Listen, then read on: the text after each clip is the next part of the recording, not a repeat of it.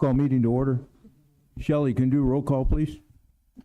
Yes, sir. Thank you, Mr. Mayor. District 1, Councilman Rio. Present. District 2, Councilman Pastor. Present. District 3, Councilman Latham. Present.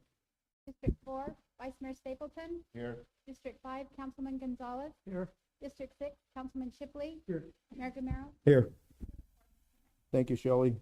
Fernando, can you lead us in the invocation, please? Tonight I want to share a thought instead of a prayer. And so one of the things that I heard recently, and it's an old saying, but in order for evil to prevail, all that has to happen is for good people to do nothing. And I was in a meeting the other night and for the Civic Academy, and one of the members asked me about how we could make something better. And I think his implication was looking for us to make it better. And I feel like, honestly, if we're going to change the world, it has to start with us. If you feel the world isn't kind enough, then start by being kind. If you feel the world isn't clean enough, then start by helping to clean it. And so I just like to share that and have you all kind of, just whatever it is that you feel the world needs, start with you and do that thing. Thank you. Mariano, can you lead us in the pledge, please? Yes, Mr. Mayor. I pledge allegiance to the flag of the United States of America and to the republic for which it stands, one nation, under God, indivisible, with liberty and justice for all. Start with summary of current events, and Mike, we'll start with you down there. Thank you. I'm on, not Danny. Thank you, Mr. Mayor. I appreciate it. Mr. Mayor, I've had a pretty tough couple of weeks. One of my best friends, who I've known for 55 years, passed away, and he's a longtime Globe city employee. Worked, I believe, in Public Works, and I think he worked for the city for about 35 years. And his name is Abdul Sadiq. So when we do a moment of silence, I would appreciate we memorialize him then. Thank you. Thank you, Mike. Jesse? Thanks, Mayor. I just want to thank the police department for doing an outstanding job during the Citizens Academy. The presentation and the information they gave was amazing. So thank you. That's all, Mayor. Mike? I actually have nothing to Wow. Mariano? Two things, Mr. Mayor. You talk about changing the world. Last week, I got to help lead the tour of City Hall here, right here, of grade school kids from High Desert. And after the first group came in, because they had lots of questions, they were having a ball, I hit upon the idea of picking 7 kids out to sit up here on the days. That's a very different viewpoint for them. And they enjoyed it. They thought it was really cool the way they said it. And 2 other classes walked in, we did the same thing. And at the very end, Linda Adonato was telling them, who knows, maybe you'll be up here running for office and being up here permanently. You might be the next mayor. And their eyes just shone, and they were smiling and grinning. Talk about how do you make change in the world? Start with our children. The other lesson is I need to give a big shout out to all the fire and police agencies that responded last week to Loomis Avenue, which had a house fire, which ignited and then ran up the hill, the eastern hillside of Turkey Shoe Canyon. Well, my parents' house is 2 doors down from that location. And, you know, thank goodness for Facebook. You could see things happening quickly. I saw that flame and smoke and realized their location, so I jumped right over. By the time I got there, there were many resources on the hill above and north and south of that location, and they were knocking the flames down. But it was touch and go because it was a windy day.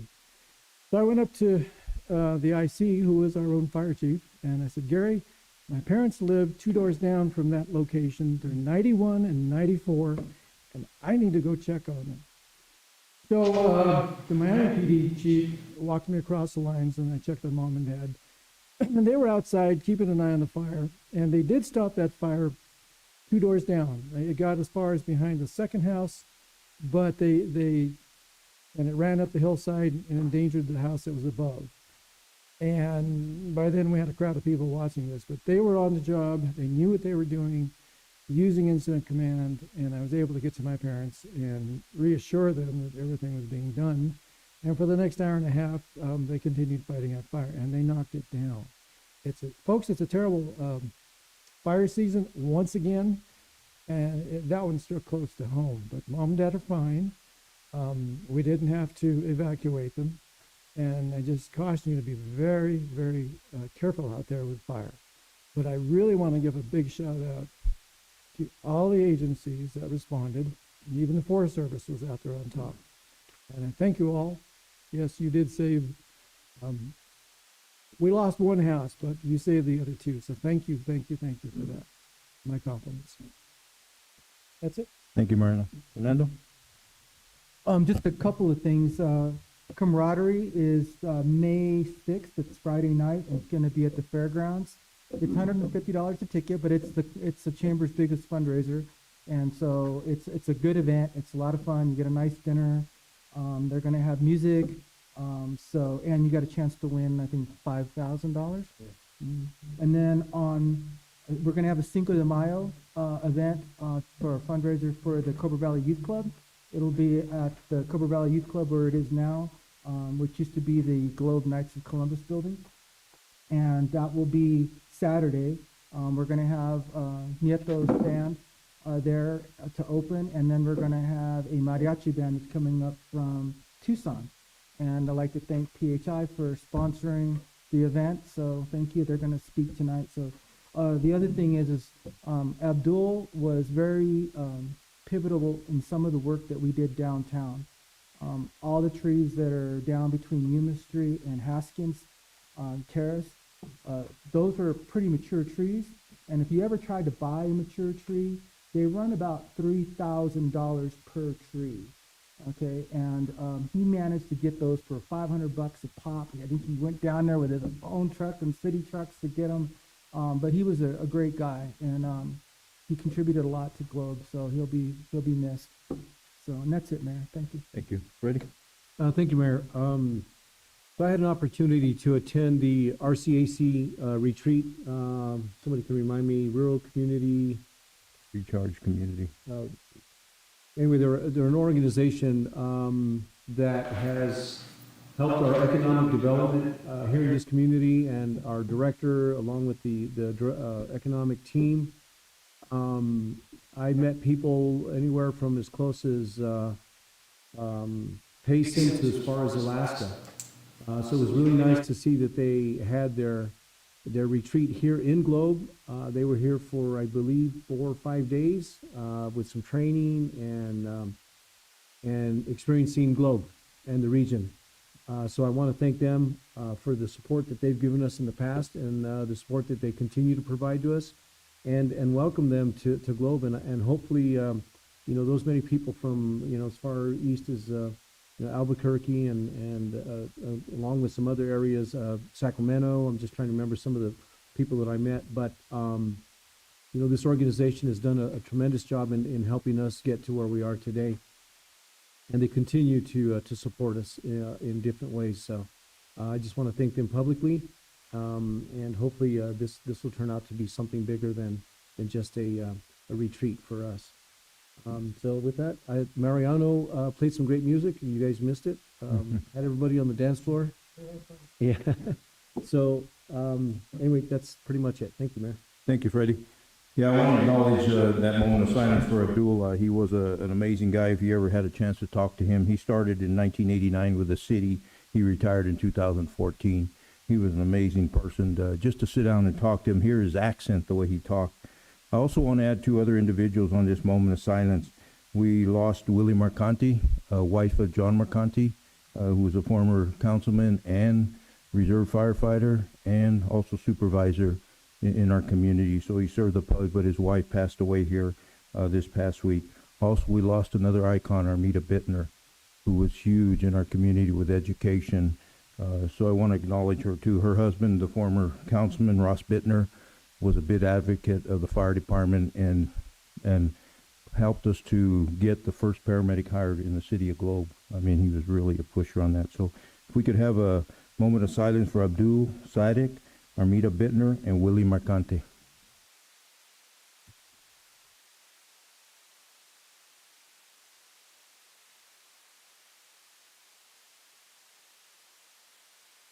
Thank you.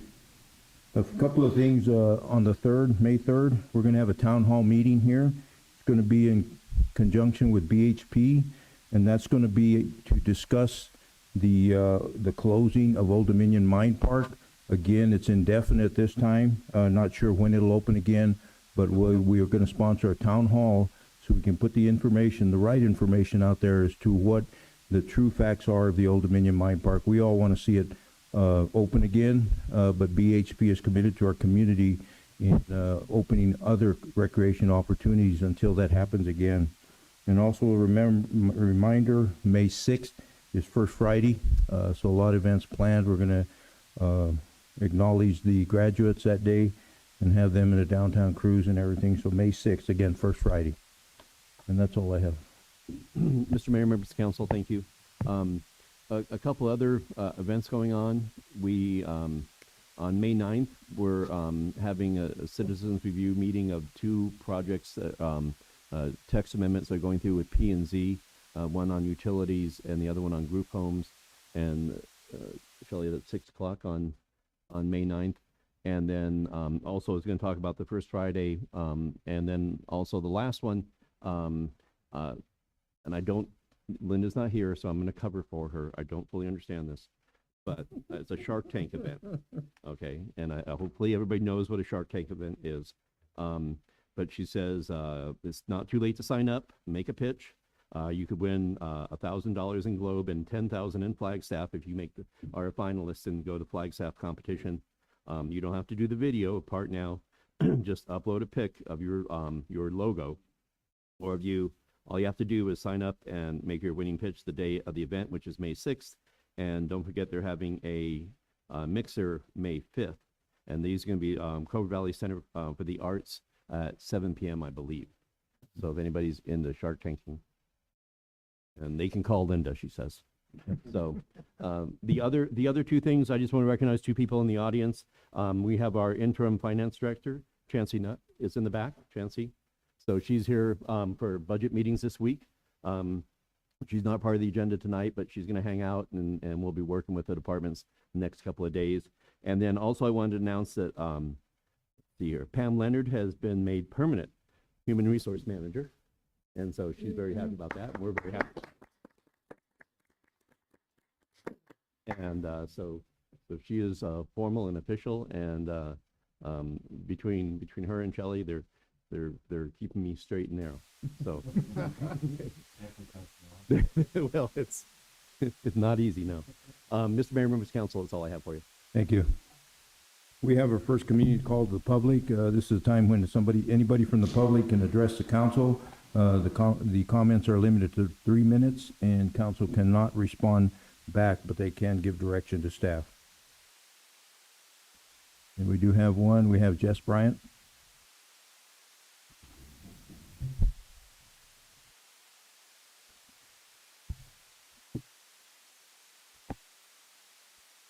Mayor, Council, I wanted to take this opportunity to give you another update on our Independence Day progress.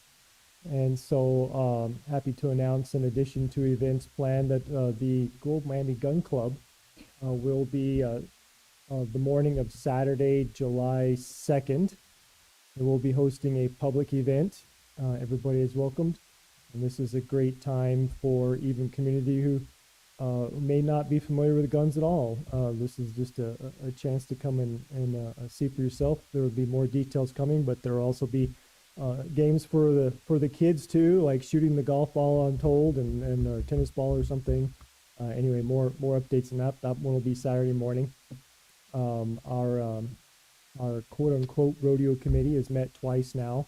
We're working on recruiting 4-H and 4-H and the other one where the kids raise farm animals. FFA, thank you. Yep. And perhaps doing something at the grounds of the Cattle Growers Association across from Wiles on the Trail. So hopefully there's going to be games for children and adults there, and that most likely will be Saturday evening. Sunday, there's a big hole in Sunday, I'm afraid to say at this point. I'm hoping somebody will pick something up for Sunday afternoon. Monday, we got the approval from the Miami Town Council last night to do our parade and opening ceremonies, which will involve Centennial Band and Copper City's players and other things yet to come.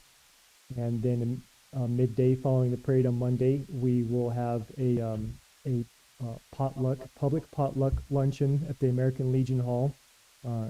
Everybody is welcome to join that. And then the evening of Monday, the Cobra Valley Republican Club is going to host a tailgate party at the McSpadden property at Hilltop. So that'll be open to the public. They can come and park. They can bring their barbecue grills. They can bring their responsible beverages. And we hope to have a DJ performing there. And they can be in place to watch the fireworks from there. And there may be some candidates circulating around, but there will not be an open mic. And then, of course, we have this ongoing scholarship essay contest project. And we got it out to local media and local schools, inviting our youth who plan on attending college in the fall or in the spring to submit their essays and possibly win a $2,000 scholarship. And there's an essay question, which I'm going to send out an email blast to everybody on that. And they'll have to write a 2-page essay, more or less, on that question. And whoever's the best will get the scholarship. And we're still collecting donations on that. The goal is to get 100 people to donate $20 and thereby raise $2,000. We're right about 25% of the way there in 2 weeks' time. So I would invite all of you to donate $20, as well as staff and public watching. And if any of you can help recruit others to pick up some few donations, we'd really appreciate that. So I will be sending out those details via email too. So that's all we have for now. Thank you, Jess. Special presentations and ceremonial matters? Oh, you have another one? Okay, sorry. I have a text from Josh and Megan from the Drift-In Saloon, and they're wanting to thank Mayor and Council, Public Works Department, Globe Police Department, and Globe Fire Department for all the hard work making the 17th Annual Firefighters Run a success. So she sends her thanks. Thank you. Any other on email or? Nope, nothing in the email, so we're good. Thank you, Mayor. Okay, so we'll go to item B. A was removed till next meeting. We have introduction of Shelley Soroka-Spence, Director of Copper Hills FAC and Mental Health and Wellness Coordinator. Chief Walters.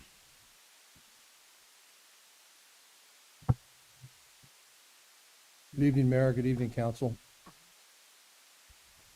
I would like to introduce the Globe Police Department's new Director of the Copper Hills Family Advocacy Center and Mental Health and Wellness Coordinator, Shelley Soroka-Spence. Shelley has lived most of her life in Arizona, both in Tucson and Payson. She has an 8.5-year-old son who she tirelessly reminds us that he is the light of her life. Shelley was exceptionally qualified for this position with a Bachelor's of Science in Psychology and a Master's of Arts in Counseling Psychology, an emphasis in early childhood. Her work experience includes 23 years working with children and families, predominantly child abuse prevention and intervention realm. In addition, she is licensed professional counselor through the state of Arizona for the last 13 years. During the last 6 years, she has worked in child advocacy to include forensic interviewing, program manager of child help, Gila County Child Advocacy Program, a designated forensic interviewer, and as a child justice coordinator for Gila County. I was a little concerned about this because it sounds like she couldn't really hold a job when I first read it, but that's not accurate. Shelley was also instrumental in the development and opening of the Copper Hills Family Advocacy Center last May. So when I first came up here, one of the key factors that we identified is we were having a disservice for our victims of crime. If we had a victim of a crime and they had to have a forensic interview, or if they had to have a SANE exam or something, we were having to transport them down into the valley. So I met with then Detective Sergeant Steve Williams and Shelley, and we talked about solutions for this. And over the next several years, she was a huge advocate and help in developing the actual center, which we were proudly opened last May. She has proved to be a perfect for the fit for this new position and was hired full-time on March 1st, 2022 as the director of the Copper Hills Family Advocacy Center,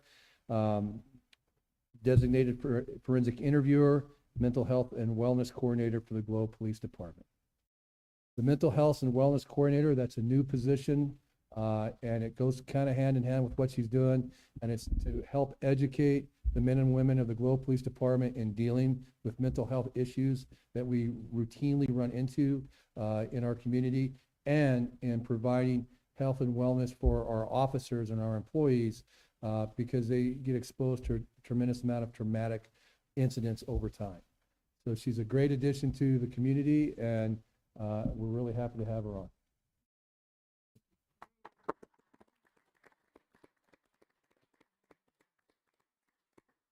She said she had like a 20-minute speech, but we'll skip it. Welcome, Shelley. Item C is we have introduction of Danielle Madden, Executive Assistant to the Police Chief. Chief Walters. Again, good evening, Mayor and Council. I'm very pleased to introduce Danielle Madden, who was recently hired as a new Executive Assistant to the Chief of Police. Danielle was born in Flagstaff, Arizona, has moved all around the state due to her parents working in law enforcement. She currently resides in Superior, and that was okay. I mean, it was close, but yeah, that was okay. With her husband.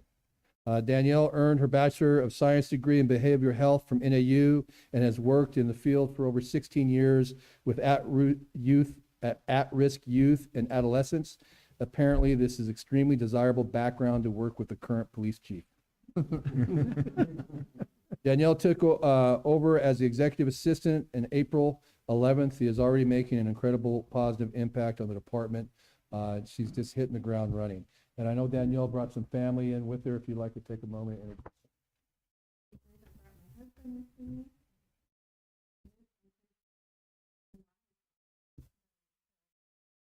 If you guys would like to come down and say a few words.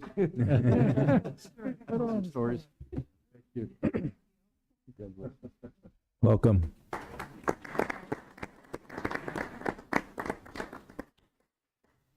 If I could, really briefly, I would like to say a special thank you to Councilmember Leatham, who attended the city training last week for us and the Citizens Academy, and I appreciate the support. It was an excellent turnout, and everybody had a lot of fun, so thank you.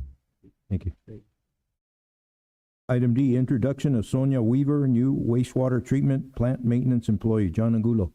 Oh, Vince. Vince Angulo. Good evening, Mayor and Council. I'd like to introduce Sonia Weaver. She is a new addition to the wastewater treatment plant down there. She Miami graduate. She's a single mom of 2 little girls. She's doing her best she can. She there every day for us. She didn't have a background in wastewater, but she's picked up everything we asked her to do, and she's really kicking butt down there. Good. She took my tasks and did them all, and then she started her own list, and she's only been here since January, and the place is a different place down there. Like, she's really thankful for her down there. Get rid of the smell. Yeah, she did. So this is Sonia Weaver. Welcome, Sonia. Excellent. Item E, we have Luis Sandoval. Council will hear a presentation from PHI Cares Emergency Medical Transport regarding citywide coverage for City of Globe residents and possibly give staff direction to include in the adoption of the fiscal year 2022-2023 budget. And Mr. Mayor, members of council, while they jump up to the podium, we've already had this PHI coverage for city employees, but we're looking at this coverage for all residents of the Globe. And so they're here to explain a little bit about the program, and we'll look at this on the as part of the budget. But go ahead. Wow. Okay. Mr. Mayor, Council, my name's Jillian Manley. I'm with PHI Air Medical. This is Luis Sandoval and Forrest Held, who's the base manager out here in Miami Globe. This presentation is basically an overview of PHI. I'm going to make it quick because I know you want to watch the game. So can I switch it with this? Okay. So just an industry overview. We basically have about one flight every minute in the country, in the United States. And we began here in Arizona in 1969. Our Miami Globe base opened in 2008, and we provide air ambulance, medical services, outreach, and education to the community. And we actually have an exceptional safety record. We were the first company to be awarded the Vision Zero Safety Award for our commitment to safety and our contribution to the industry. And we also won it again later. We're the only company to have won it twice. And all of our aircrafts are CAMPS accredited, which means that we adhere to a higher level standard of care. All of our bases have a paramedic, a nurse, a pilot, a mechanic, and a medical director that's on call. And each of our helicopters are equipped with 30 medicines, 30 different types of medication, transport ventilators, pumps, fetal monitors, TXA for clots for trauma, cardiac monitors. We have autopilot, stability systems, helicopter terrain awareness systems, and 2 of our crew members wear night vision goggles at night for safety. We treat for trauma, cardiac, heart, strokes, high-risk OB burns, and pediatric NICU. And we transport about 85% of the perinatal flights, which are the mothers and the babies. We actually have an inlet in our helicopter out of the Phoenix Sky Harbor Airport that actually, flies throughout the state. We have, when we're working with patients, we do patient coordination. So we try to go to the hospital that there is their preference, but we always transport to a higher level of care. We take into consideration weather and appropriate facility. And then we also have a new system that it allows the first responders to actually bring us in through using GPS coordinates on a mobile device or a computer.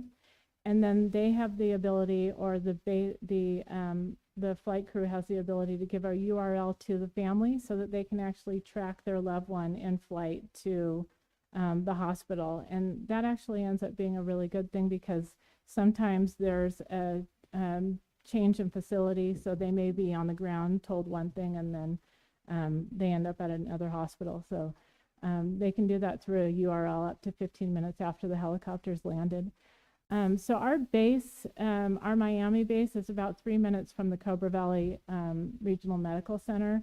We have several bases that are also close by. Our Mesa base is 20 minutes, our Oracle base is 24, Eloy is 26, and Phoenix is 30, and it just goes on from there. And our membership program is called PHI Cares, and what that does is it covers all out-of-pocket expenses in the event of an air medical emergency. There's no copays, no deductibles, all expenses are covered.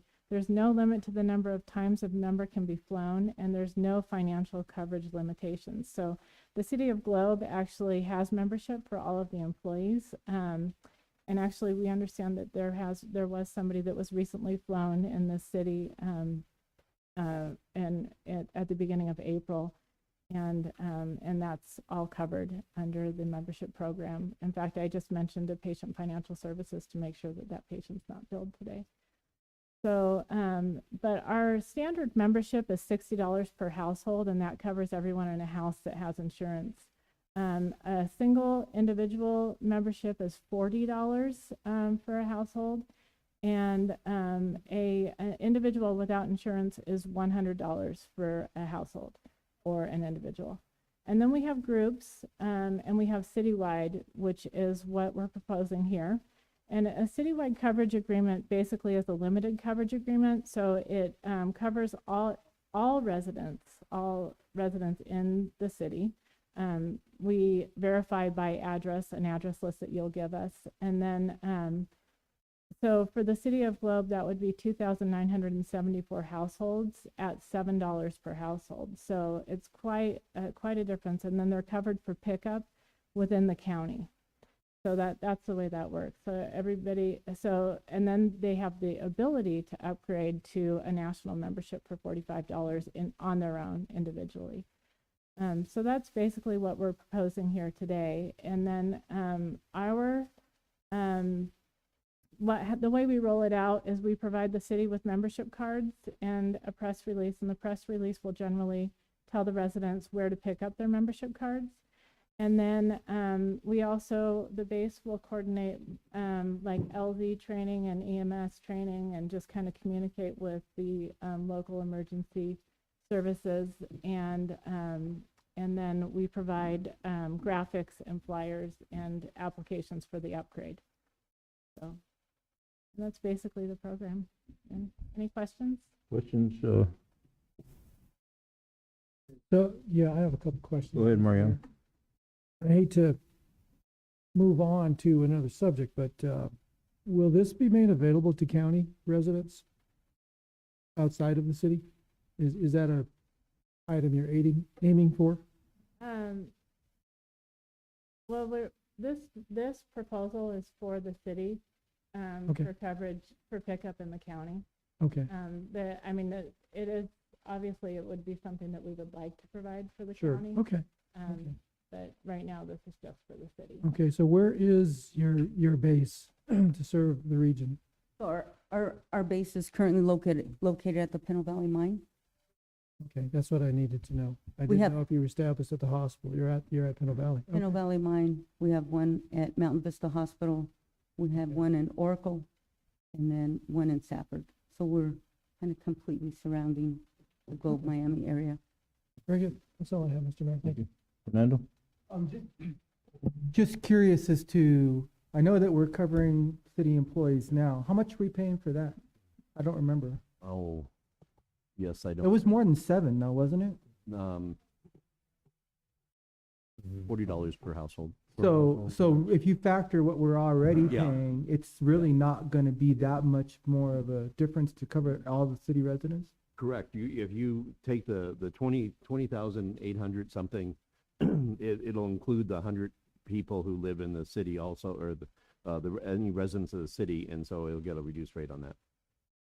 What about, question, Mayor, what about our employees that live in, say, Miami or the county, will they be covered under the? And that would be city something we need to employees? look at as to whether we need to, we haven't, it's a really good question. Yeah. Because we have the segment of people who work for the city don't all live within Globe proper. And so do we just buy memberships for those people who don't have a Globe address in addition, or do we negotiate the price of the city? That's a I good was- question. I was just gonna say that the city employees that have membership have national coverage, so they're actually covered Okay. all across. So whether they're in, Gila County or, But would this negate that though? So Well- if we bought a citywide coverage, are we no longer gonna buy the employee coverage? I don't know the answer to that yet. I think it's a good question whether we want to do that as a benefit to our residents or go as part of this. I think that we'll have to hash out, have a discussion, see what the cost differences are, see what they balance out, and do that. But no, I don't have an answer on the best way to do that yet. Okay. But I do believe one way or another, we need to have all of our employees covered also, and so it may be that we do both. Okay. I have a couple of questions. So we're paying about $4,500 a year. If we're paying 40 per household, is what the city's paying for our employees. And this proposal is for how much for all residents? 20,800 for all. 20,800. Okay. 811, I think. Okay. So about $15,000 in increase in what we're paying now. We always worry about the next closest unit. Is native second unit closer than native air, or is it the potential that we could get a different helicopter than PHI? That is correct. There is that potential. As I mentioned before, we're surrounding the Globe area. I don't know where that next native aircraft would be coming from. The way PHI operates is if you call us, even if we're not the closest one, we will get the closest aircraft to the scene. Now, if you're sitting in Cobra Valley Hospital, that's a different story. You're under doctor's care. They can wait the extra 10, 15, 20 minutes to come for a PHI aircraft to fly in and do that transport. And then one other question, something you'll have to deal with also. We have residents that are city residents but have Miami addresses. So we got to determine those also, because there is people with a 85539 zip code and a Miami address that we'd have to break down. But, so the city will provide us with a roster of addresses, so as long as those addresses are on the roster, they'll be included. The programs for all the City of Globe employees, whether they live in Miami or Wheatfields or. That's what we currently have. Right now, that's what we That's currently. we have right now, and that will continue, is the way I understood. And Mr. Mayor, members of council, Councilman Pastor, I think there's a disparity in the coverage. I think we have a higher level coverage with a city, because it's nationwide, as opposed to what we're purchasing for the residents, which is Gila County only. And we'll have to look at what we want to do. My understanding is we could give you a roster of everybody in the city of Globe, and then we can include our roster of employees for the city of Globe, and then we would insure them at the Gila County only coverage rate if we add our names in simply that way. Be up to you how you wanted to Yeah. handle it, but you have those two options, yeah. So I think the question is, do we want to buy up our helicopter coverage for employees to offer the nationwide versus Gila County only? And I think that's we'll have to kind of ponder and take a look at the map, take a look at what we're going to be talking about benefits later tonight, and about outside the state coverage, and so we might be able to come back to that also. I think it would be a subject under the later piece. So Paul, what you're saying with the higher level for our employees, now the resident only, is that only in Gila County? If they get in an accident in Pinal County, that does not cover them. Only a transport out of Gila County. But they would have the option to upgrade to national coverage at a discounted rate for Globe. It would be upgrade code. Globe upgrade would be the code. Thank you. Any other questions? I think And it's a great. Mr. Mayor, members of council, first, thank you for coming, bringing this to our attention, coming to us and appearing tonight. And again, we're not planning on doing approving this until we get into the budget cycle as part of our FY 22-23 budget. So we'll have a chance to figure out the mechanics of it and what's best for the city, but also what suits the needs of our staff. Great option. Yeah. Thank you. Thank you very much. You bet. Thank you. There's no time limit on this offer, right? Oh, okay. Not gonna in 30 days. Thank you so much. Thank you all. Thank you. Item F, council will hear a presentation from Segal Consultants regarding employee benefit renewals for fiscal year 2022-2023, and we have Rachel online. Okay. Yeah. Hi, good evening, Mr. Mayor and council members. Let me get my presentation up. Okay, can everybody see my presentation? Yes. Great. Okay, so yes, this evening I'm reviewing the employee benefits program for the 22-23 plan year. We're just gonna briefly go over introductions, walk through the medical plan, rates and any plan changes and the other benefit offerings that the city has, and then walk through a couple of trends that we're seeing in the marketplace. So I'm Rachel Calisi. I'm a senior health consultant with Segal. I've been with Segal for approximately 17 years, but 24 years of industry experience. I have Perry Ralston, who's underneath me. She's a health analyst, and she has approximately 3 years of experience. So we both work for the City of Globe account. Segal was established in 1939 in New York City, but we are nationwide and we have over 1,000 employees. And we're the nation's largest privately held employee-owned benefits consulting firm. Here in the Western region, we have several offices. So I'm out of the Phoenix office. We also have Los Angeles, San Francisco, and Denver. Our Phoenix office was established in 1963, and we have approximately 40 employees ranging from health actuaries, consultants, claims auditors, various roles.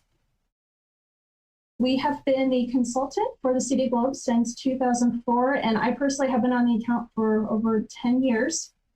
It's a very long-standing history. And then just wanted to note some of our other clients.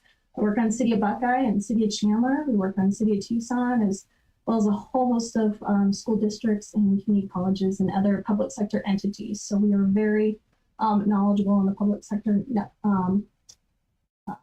market here in Arizona. So just jumping into the renewals, we have our medical renewal from Blue Cross Blue Shield of Arizona. So we have listed here our 3 plans, our HMO PPO and high deductible HSA plan. We have listed our current rates, our initial renewal, and our revised renewal. So when Blue Cross initially proposed the renewal, it was a 7.9% increase for 1 year. I went back to Blue Cross and negotiated that renewal down to a 5% increase. So you see those revised rates over here on the right, and those rates are good for 1 year. Not too many plan design changes. This is a standard caveat regarding preventative services that Blue Cross has on, and this is really kind of a legacy comment left over from ACA. Just noting that if there's any preventative services or medications that the feds say need to be covered under preventative services, that they'll update the plan during the year. But down here we have this No Surprises Act. You might have heard of this. This was legislation passed about 1.5 years ago, and it's finally kind of coming to fruition for our clients here, and specifically the No Surprises Act. So as of July 1, plans must cover emergency services at non-participating facilities or services and items provided by a non-participating provider at participating facilities, or non-participating provider or ambulance services at the same participant cost sharing, whether you're in or out of network. And so really the intent of this is, you make a good faith effort to go see an in-network provider, an in-network hospital, and you're seen by an out-of-network provider. Usually we call them the rappels in the industry, your radiologists, anesthesiologists, maybe labs, pathologies, things like that, and you get this surprise bill. So the intent of this legislation was to kind of curb some of that surprise billing that we see.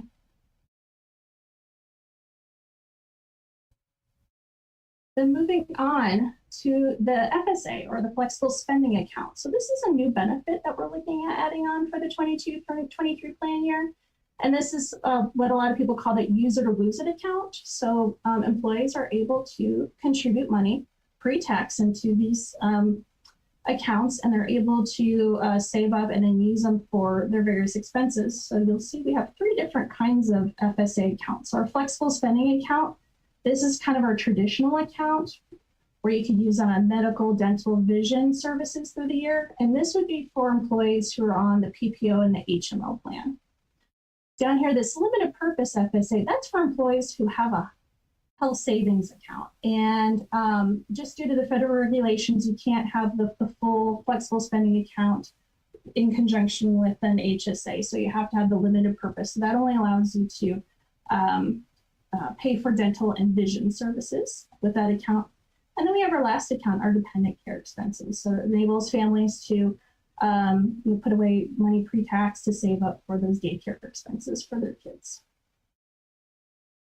And again, this is all up to the employee to elect on their own, voluntary, and then they have that plan year to spend it. And then if they still have money in the account at the end of the year, they lost that money. So it's one thing that you want to consider when you're funding that account, to make sure that you'll have those services during the year. Go ahead, Jesse. On that questions? on that annual setup fee of $250, is that paid by the employee per employee or by the city for the entire FSA account? Right, paid by the city for all, just the general setup. Okay. One time. Okay, thank you. At one time. So Blue Cross, this is through Blue Cross. They have a partner, Health Equity. So this is kind of the Blue Cross fee of kind of partnering up, doing the paperwork, making things kind of integrate with Health Equity. Okay, thank you. Thank you for that question. Okay, moving on to the dental plan. So MetLife. So MetLife originally came in with approximately 6% increase, and I negotiated that down to a 4.9% increase. These rates are good for 1 year. I just did want to note that we have not received an increase on the dental plan since 2017, so it's been quite a while, 5 years. So this is a 5% increase, and that's well within the trend factor. So this is definitely a reasonable renewal. Next up, life insurance. Mutual of Omaha. Again, they are offering no increase to the rate. So this is your basic and voluntary life plan. And lastly, we have our vision plan provided by VSP. And we are currently under a rate guarantee for this program until 2025. So again, no change to the rates there. Mayor? No, go ahead. Back on the life insurance, wasn't it 100,000? That looked like 50,000 on your slide. 50. Is it 50? Oh, okay, I thought it was 100. Okay, that's it. Okay.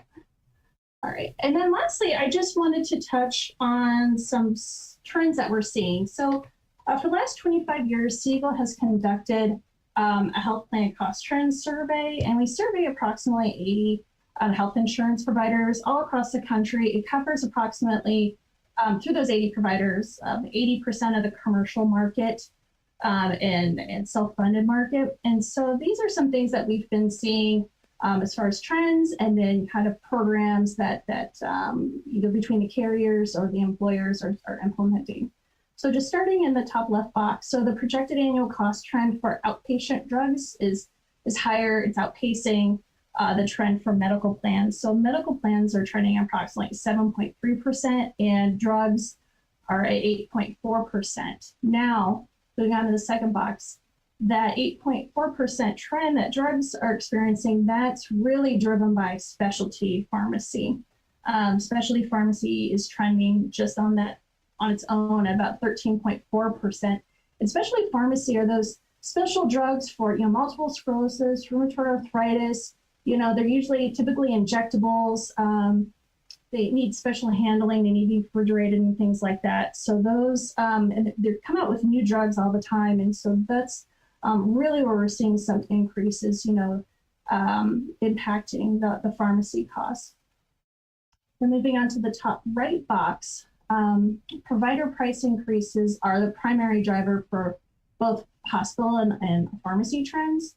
So when we talk trends, there's typically we could break down in two components. So we have our price inflation, right? So just general cost of business. The providers, due to the low reimbursement from Medicaid and Medicare, they shift that cost over to the commercial market like us.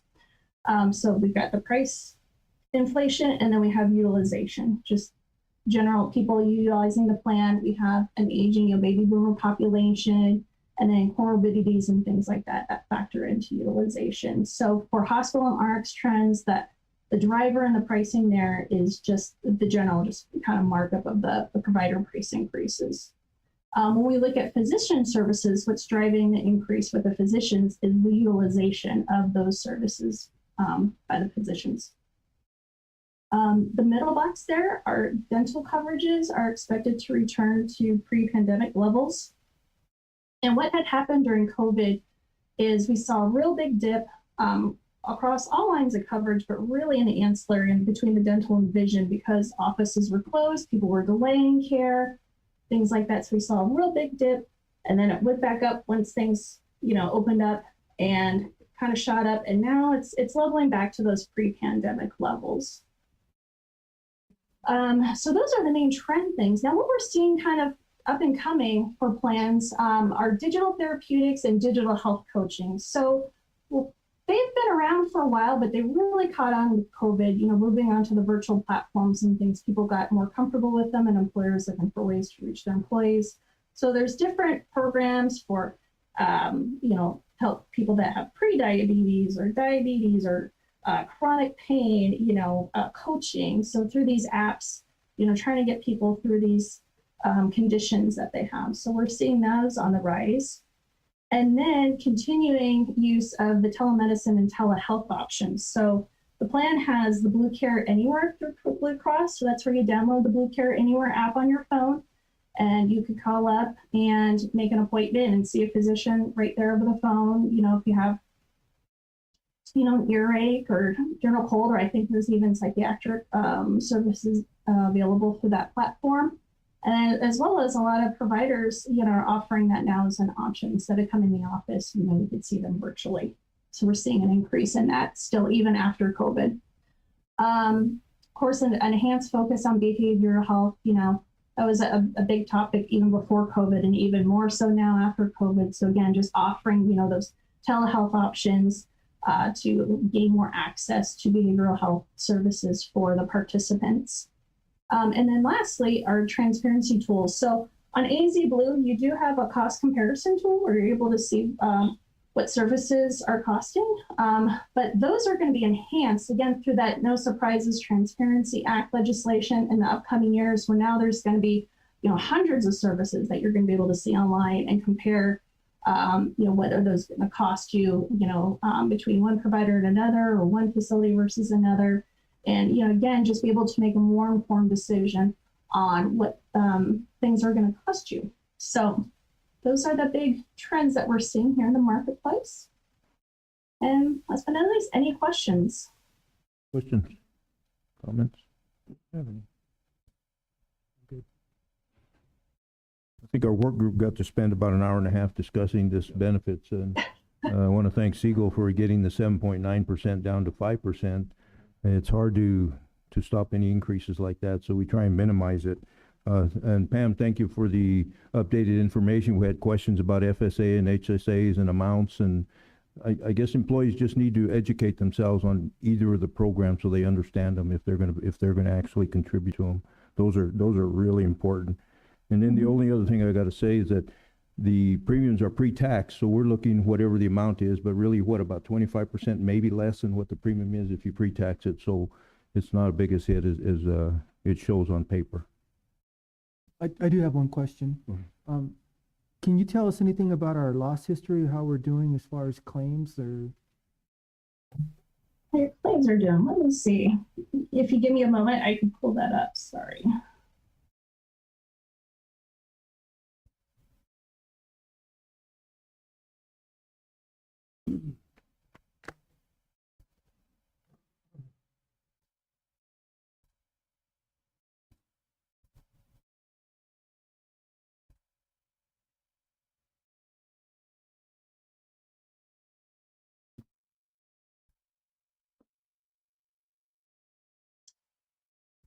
So we don't have the report quite yet. We run it on a quarterly basis. So I just have the first 6 months of the plan year, so July through December. We're running at a 89.3% loss ratio. That does not include admin expenses. That's just comparing what our claims to our premium paid. Is last year we ran pretty well. That ended at a 67.5% loss ratio. Okay, thank you. That's all we have, I think. And Mr. Mayor, members of council, this is informational for council. We had the presentation available. We'll be talking again about our benefit package later in the evening.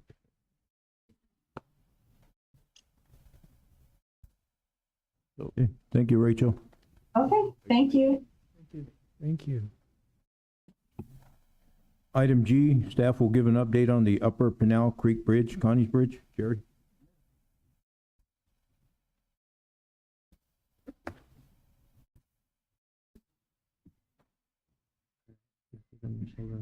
This is a revised right now. This is how many. Mayor, members of council, tonight we're just going to give the council and the public update on what's happening with the Connie's Bridge, or the Upper Pinal Creek Bridge. And I brought along with me our project manager to do that for us tonight. So introduce Rick Powers. He's the project manager on the bridge. Thank you, Jerry. Mayor, members of the council, just want to give you a brief update. We're experiencing unprecedented times, as you well know, due to the pandemic, coming out of that, the war in Ukraine, and economic supply demand issues and supply chain issues. So update on the bridge real quick. I'll do it in about 2 minutes. The background is that we advertised for bids on February the 24th. It was advertised in the paper for 2 consecutive weeks. We reached out and posted on plan rooms throughout the state and nationally. We called contractors and advertised, gave them the package for bids. We had a pre-bid meeting on March the 10th. There were 4 people that attended that meeting.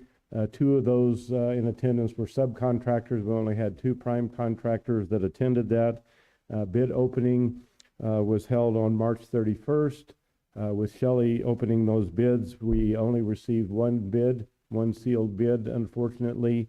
And upon opening that bid and reviewing it, we determined that it was excessive and unreasonable, even in light of the cost escalations and everything else that's going on. We met with our staff, with the project management team, with the city management, with the manager and the engineer, and made the decision to reject the bid, which we have done because it was so excessive. We feel that we have an approach that can try to reduce those costs and the bid amount. The reason for the excessive bid was primarily 3 different things. Number 1 was just availability of the contractors. They're busy right now on other projects. We didn't really have a big pool to draw from, and due to the location that it's remote and there's not a lot of contractors locally that can handle a project of that scope and size. The second thing was as we said, the availability of materials. The contractors couldn't get quotes more than 30 days, good for 30 days. Well, it'll take us 30 days to get the contract approved and signed. So they were reluctant to try to get a price that they would have to live with, 3 months from now.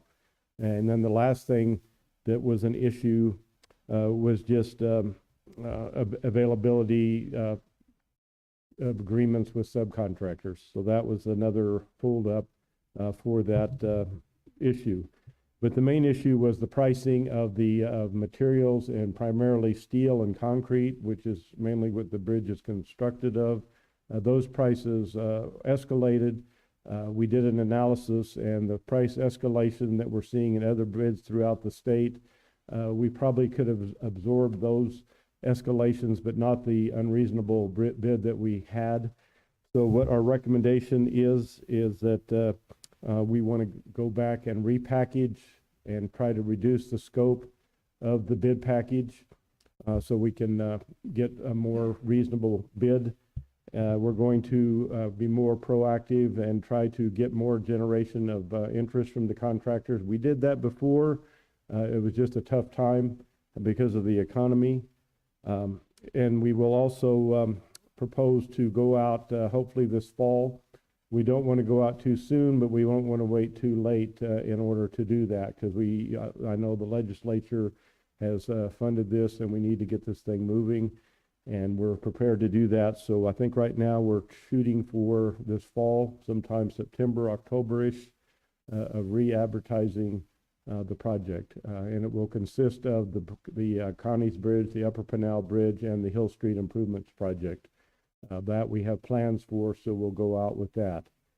So I think Jerry will come back at some point and request to go back out for advertisements, and at that point we would give an update. So with that, we'll answer any questions you have. Yeah, just a couple of things. We've had a very similar situation on Cottonwood Bridge, where the price escalations are such that ADOT has made it almost impossible for us to bid it right away because they want more money up front. And so we're going to put it off as well. And what we're seeing is a lot of instability in the bidding game. With the pricing of the materials and the availability of the contractors. I mean, we had contractors tell us, we just don't have the people, we can't hire them. You know, we've had other people tell us that, well, I had one contractor who was interesting that said, there's a chance that we could lose money, and we'd rather do that next to our office than go to Globe. And you know, kind of makes sense. So I think, and the management team for the project made the decision to wait until the market stabilized, and then see if we could talk to the contractors, and in the meantime, see if we can chase down some more money too to supplement this. So I think it's possible, especially on the cost. But you know, I think it's a sound strategy, and we'll test the water again this fall and see what happens. We don't want to wait past Christmas. We would like to get it out and you know, have the advertisement maybe in October, and then have the bid packets due somewhere in January or something, December, January. So that's kind of the strategy there. And like Rick said, we'll take questions, and Mike, go ahead. So, Rick, you mentioned that it's state legislature money that we're dealing with, and that if we don't get going real quick, we'll lose that money. No, we won't lose that money, but I know there's a lot of pressure. We get questioned. I think Paul gets questioned quite a bit of what's the progress. We do reports, quarterly reports to the legislature on how we're progressing. So we won't lose the money, but we only got a set amount of money. So I think what Jerry's saying is we have a set amount of money that we got from the legislature. Once anything over that's on the city, is on us. So like Jerry says, we'll either have to come up with more supporting funding, or it'll have to come out of the funding that the city has. So and we might have to put off some asphalt projects or something else in order to get these bridges off the ground. So you know, those are decisions we'll have to bring back to council. If we can get the market stabilized, at least we know what dollar amount we're at. This contractor that bid on this project was from out of state. I think that the inability to bring in local contractors really marked that price up quite a bit. So it just wasn't in the cards for us this time around. We've talked to every contractor that Rick and I both know, and Matt Truitt from EPS knows, and they're all saying the same thing. The market's just too unstable right now. And you know, and because the contractors are shorthanded, the subcontractors are shorthanded, they've got more work than what they can do. So the strategy is to wait. We have the design done. You know, we have the railroad portion is done to the point where we need the bridge next. And then the other thing is the Hill Street corridor, which we had the appropriations for that. We can't build that ahead of the bridge because it's a tie-in to the bridge. So we have to, even though our asphalt market is a little high but pretty stable right now, we can't do that project until we get the bridge built. So that's where we're at. And yeah, Ready. Thank you. The existing bridges that we're talking about right now, the integrity can withstand the time that we can wait. The existing bridges are no worse than they were 2 years ago. Okay. So they need to be. We're monitoring them constantly. John's people are monitoring them. We were really concerned when the floods came through. We don't see any additional damage to them, but that doesn't mean that a flood could come through and really damage them. So we need to get this done before that happens. But even during the flooding, John had people on that bridge ready to shut it down at any point. So we're not going to put anybody in danger crossing that structure. And Rick and I have both been under it since the floodings too. So it's stable. Jerry, we had a Rural Transportation Advisory Council meeting yesterday, and we had a pretty extensive presentation on concrete. And statewide, there's a shortage on it, and you're not going to get concrete. Even housing and new projects are going to have a hard time getting concrete to these projects. So it's pretty grim for the next couple of months on concrete. Well, and Mr. Mayor, members of council, you know, there's money's been injected in the economy. Every entity is trying to take advantage of that and do capital projects. And the existing amount of contractors, labor, and supplies are not able to keep up with the demand right now. But I think we have a good strategy. We'll test the water now. And it's not good. We'll test it in 6 months, and eventually we'll get these built. And it's all in all, it's a good thing. But have to wait. We'll also be looking out as we go through our CIP process and realize that we're going to have to maybe be kind of highball some of these projects, knowing the costs. You can't just predict it as easily as you could. And one last follow-up for Councilman Pastor's question. I am in contact with members of the Senate Appropriations Committee. Every so often they email me and say, hey, how's it going? Just want an update. There's nothing official. There's no official reporting requirements, and this money is given, been transferred to us to do this. So there's no time lag or chance of going away, but we'd like to be responsive to the people who are, kind enough to support us. And we've done our due diligence, Paul, as far as separating that funding for this project, so. We have it lined out. Mike, go ahead. Mr. Mayor, as long as we're not gonna lose the money, there's no sense in rushing it. I mean, we can handle it by not having to spend the money. We don't think the prices are gonna go back to where they were. Well, they're not gonna go all the way down there, but they should drop some. It's gonna be a game to figure out exactly when we jump. Yeah, sure. I mean, look at housing prices right now, Crazy. where they are, and that's availability of materials. Thank you, Jerry. Thank you, Rick. Thanks. Next, we have the consent calendar. Matters listed in the consent calendar considered to be routine and will be enacted by one motion and one vote. Public hearing items are designated with an asterisk. Prior to consideration of the consent agenda, the mayor will ask whether any member of the public wishes to remove a public hearing item for separate consideration. Members of the council and/or staff may remove any item for separate consideration. Item A, consideration of waiver of section 2-4-10A prior discussion rule to allow action on the balance of the consent agenda. Accounts payable, $509,257.49. Consideration of approval of council minutes, March 16, 2022, special meeting summary minutes, and March 22nd, 2022 summary minutes. Do we have anybody from the public, the council, or staff that would want to remove any of these items separately? Mr. Mayor, if there are no other comments or questions, I motion that we accept the consent agenda as read. Second? Motion and a second to accept the consent agenda as read. Is there any further discussion? All those in favor say aye. Aye. Any opposed? Any abstaining? Nay. Motion passed.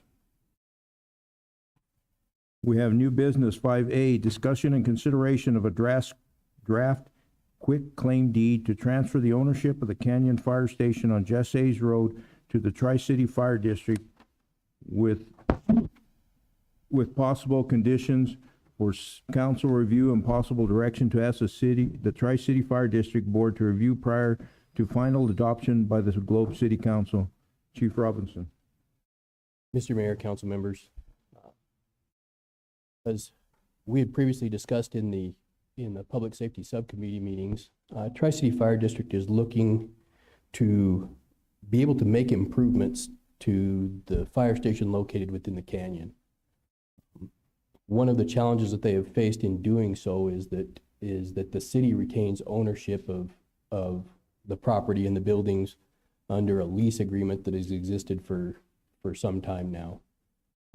That limits what funding capacity they have in order to be able to make those improvements to change that building. That building is in pretty significant need, particularly the office and living area of that building is in significant need for improvements. And Chief Rennan was able to kind of discuss some of those needed improvements in the public safety subcommittee meetings. The potential solution was, and what they were seeking to negotiate was the ability to transfer that property to the ownership of Tri-City Fire District. That would allow them to seek out funding through other sources to be able to make those improvements to the building. There were some concerns and some conditions that were discussed during that. Some of those conditions being, that facility continue to be used and serve the residents of the City Globe with fire and EMS protection. They are typically the second unit that would respond into the city for any type of emergency, whether that be for an ambulance, whether that be for a fire-related incident, for a majority of the city, not on the far west end of town. The other thing that they have faced and challenge that they have faced with that is issues with the septic system that they had to do some improvements to, and they would like to ultimately place that building on the city sewer system, with the potential for improvements to be done to the sewer system out there. That was a condition that we discussed with them and have proposed as part of this quitclaim deed, is that in the event that those improvements are completed and done, that they would have a given period of time to then hook to and become a City of Globe sewer customer. We, through discussions, we feel that this is a good opportunity to, number one, give them the opportunity to improve conditions for their personnel, and continue to have that facility that's located in a fairly strategic location in operation, functioning the way it needs to be able to staff and keep personnel on this end of town. I can answer any questions related. Questions for the chief? Fernando? So I noticed that we do have deed restrictions in there so that it has to be used for fire service. Correct. And that they don't have any ability to sublet it. Correct. For any other purpose. But we are transferring ownership. Transferring ownership. Okay. In the event that they were able to comply with that, with the conditions of the agreement over a given period of time, then ownership could potentially revert back to the City of Globe. And that helps them because they'll be able to get funding, because a lot of times DEA won't let you fund a capital project if you're not Correct. the owner of the property or have long-term. Correct. And we're not responsible, we're at that point not responsible to try and fund those needed capital improvements from City of Globe funds. We had a pretty extensive conversation with our work group, and part of that is that they cannot sublease it, so, and at the same time, they cannot, if it goes away from, if they figure they don't want to do fire medical in the future, they want to sell, they cannot sell. It has to come back to the City of Globe ownership. Right. If it does not remain fire and medical. Freddie? And this agreement would be specific to Tri-City Fire. No other agencies can partner, or is that ability to do that there? It is specific to Tri-City Fire District, I believe is the way it was worded. Yes.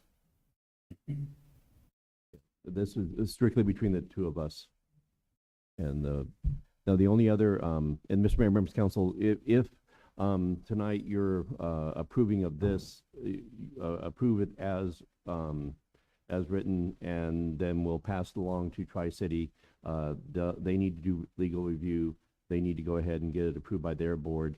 Then once they have a signed copy, then we'll come back and bring it back to council for our signature, and it will be done. Question. And their board, they're okay with all this? Their board's ready to move on it with us? Did you want to speak, or?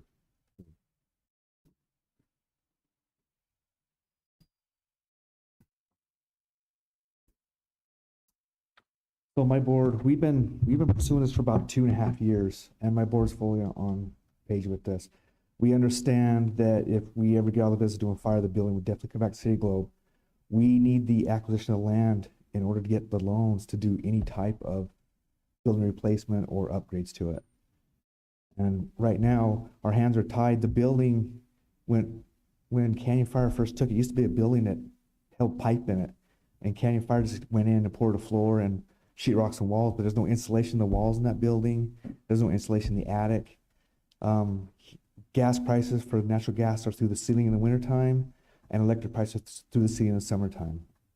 So our intention is, 2 years ago, we were going to tear the building down and replace it. Right now, we're going to look at potentially putting in a metal building like I'm trying to think what like Matt's and gas or something along that line. It's not going to detract, and of course we will work to make sure it fits in with the neighborhood that it currently exists in right now. Chief, do you currently have staff housed there? I do. I staff a 4-person crew 24/7, 365 days a year. Good. On review of this contract, there has to be some wording in there on page 2 on number 3. There's a word saying globe sewer system withing instead of within.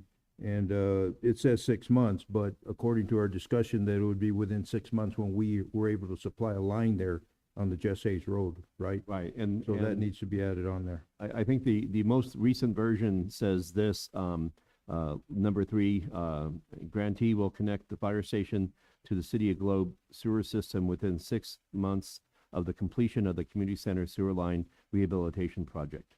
Okay. And so not just 6 months period, but 6 months once we get our line that we're. Could be 2 years down the road. is what Right, I'm we trying to say. don't know when. Yeah. But that line has gone first before the ticking clock starts. And I have full intentions when that line's in front of the station hooking right into it. We've been dealing with septic system issues out there since I've been the fire chief for 8 years, and we only extended the life of the septic system. We haven't improved it to extend the life of it. And then the only other part, the 5, is just to self-explain, that it does revert back to the City of Globe. I don't know, the wording doesn't, I don't understand lawyer talk, so, but it doesn't really say, So the way they put number 5 things. says, grantee shall not sublease or otherwise assign its interest in and rights to the fire station. So again, they can't, if, let's say, I don't know, some other group wanted to come in and house themselves there, it has to be under the control of fire activity. Administrative, though, it may not be fire service, may be administrative, it may be storage or something like that, but as long as it's part of the Tri-City Fire District. But we do know that is a key station, and when we need help from Tri-City downtown Broad Street, those are the units that come. They're the closest units for Tri-City, and so it's a really strong partnership. We balance out each other and the service and everything like that. So we're happy that we can work together, Tri-City, to improve service. Mayor, after 6, there's the reverter clause. That's the one that you were looking for. There is a 6, okay. After 6, yeah. I didn't go that far. Scroll down, sir. Got it in there a couple ways. After 6 months, then it comes back. And Mr. Mayor, Members of Council, there was a question, this language precludes them outright selling it to someone else. That would not be allowed. Okay. Any other questions, comments? No. Thank Hearing you. none, Thank you. Mr. Mayor, Mayor, I'd make a motion. I'd like to make that motion if I could, sir. And that's to move it forward, right? This is new business. Right, move it forward to approve this, and it'll be to be delivered to Tri-City and brought back with. I think I've got the wording in front of me, so let me take a stab at it.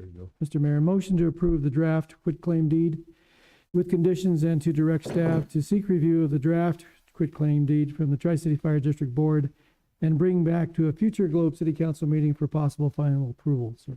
Second. Motion second for moving forward item 5A as read. Is there any further discussion? All those in favor say aye. Aye. Any opposed, nay? Any abstaining? Motion passed. Thank you. Thank you, chiefs. 5B, discussion and consideration of agreement between the Globe Police Department and Florida State University to host an intern at the Copper Hills Family Advocacy Center. Chief Walker. Good evening again, Mayor and Council. Prior to Shelley leaving Child Help, she was contacted by a local resident who attends Florida State online from our community about an internship. When Ms. Spence started with us, the intern had requested that they be an intern here. I know the city has been really big on supportive of interns for the city, so we try to take advantage of this. This is the agreement with Florida State. Our city attorney has reviewed it made some changes, they've agreed to them, and so we're just here for final approval from council. It's a 5-month stint, starting in May, and runs through October, and they'll be assigned to Shelley at the Advocacy Center. Do we need to wait for the rules then, as a motion? Do we need to wait, or is that start right away? It would be helpful. I have a question, Mr. Mayor. Go ahead, Mike. Chief, it in the contract or whatever it is, talks about the term of assignments for 36 months. Is this going to be an ongoing thing then? We hope for it to be. So where I come from, we try to use as many interns as we could at different phases of the police department because it gives them an opportunity of real life experience. It gives us extra help, and it's a great educational process for them. So we're hoping that we can take advantage of it. I doubt that there's very many people that live locally that is online with Florida State University, but I could be wrong. But it's a step in the right direction, so we're hoping so. Sounds good. Good to know we're drawn from all over the country. There we go. There you go. Mr. Mayor, if there's no further discussion, I would make a motion to move the agreement with Florida State University and the Globe Police Department to host an intern at the Copper Hills Family Advocacy Center forward to the next meeting for possible approval. They're looking for action tonight. Looking for action to waive the rules. Okay, whatever. So we would waive the rules Just and going by what they told us complete there. approval tonight. And this has been vetted through the attorney's office. I'll second that motion. They were very helpful. Motion and second for approval of item 5B. Is there any further discussion? All those in favor say aye. Aye. Any opposed, nay.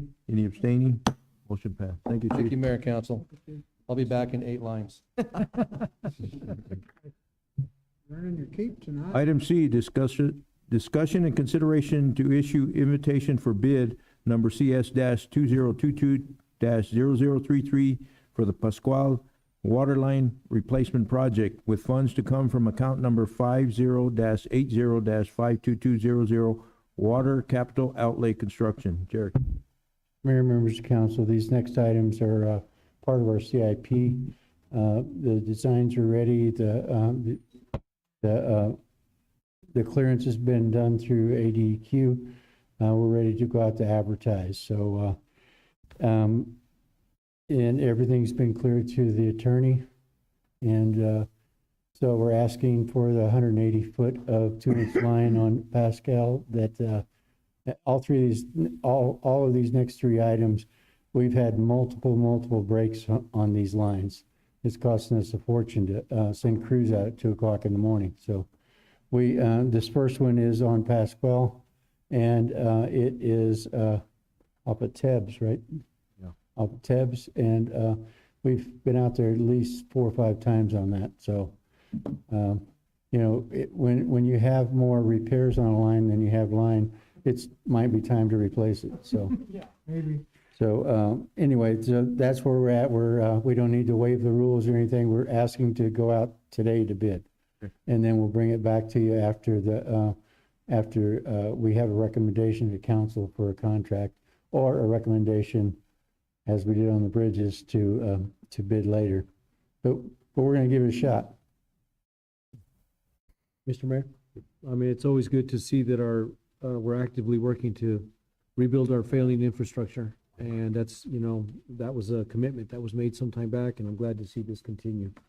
So with that, I would motion to approve the issuance of invitation to bid number CS 2022-0033 for the Pasquel Waterline Replacement Project with the funds to come from account number 50-80-52200 Water Capital Outlay Construction. Whoops. Motion and second for item 5C, approval to move forward on bid. Any further discussion? All those in favor say aye. Aye. Any opposed, nay. Any abstaining? Motion passed. Item D, discussion and consideration to issue invitation for bid IFB number CS-2022-0034 for the Bailey Waterline Replacement Project with funds to come from account number 50-80-52200 Water Capital Outlay Construction.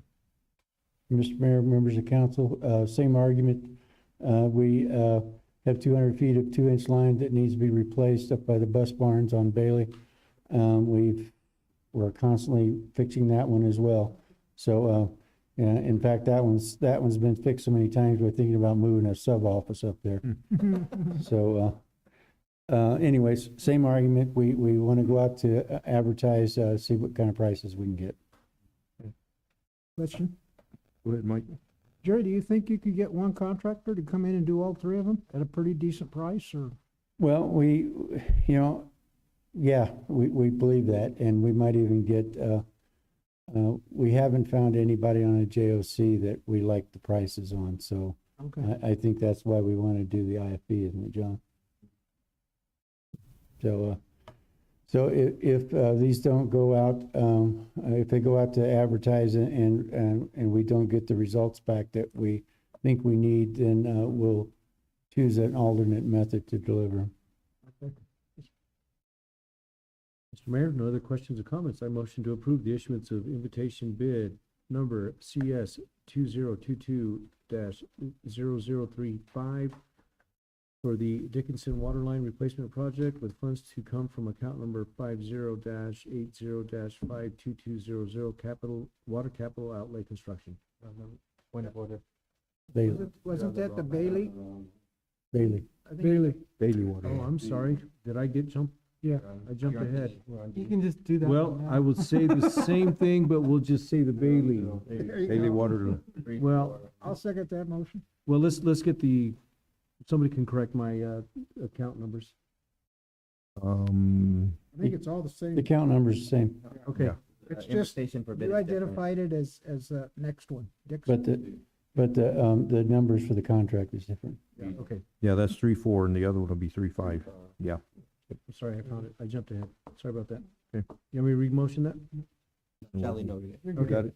Thank you. I'll second that. We got a motion second for approval of item 5D, approval to go forward with a bid with the corrections as documented. Any further discussion? All those in favor say aye. Aye. Any opposed, nay? Any abstaining? Motion passed. I get it wrong and everybody lets me know. I know. We're watching you. I know it's You didn't even have a mouthful like. You're the water guy. You're the water guy. You didn't have a mouthful like that, huh? Keep up, Freddie. Keep up. You know how I feel. Thank you to all my colleagues. Item E is discussion and consideration to issue invitation for bid IFB number CS-2022-0035 for the Dickinson Water Replacement Project with funds to come from account number 50-80-52200 Water Capital Outlay Construction. One more time, Jerry. Mr. Mayor, now that Councilman Rios has stolen all my thunder here, I understand you're being excited about water lines, so. I am. I get super So- excited when I hear these. So, this is the same thing. It's a 2-inch, 800 feet of 2-inch line, on Dickinson out, 6th Street Canyon, out in the county. But it's still part of our water system that we're constantly repairing. The good thing is it's close to our yard. Yep. So, same thing. Mr. Mayor.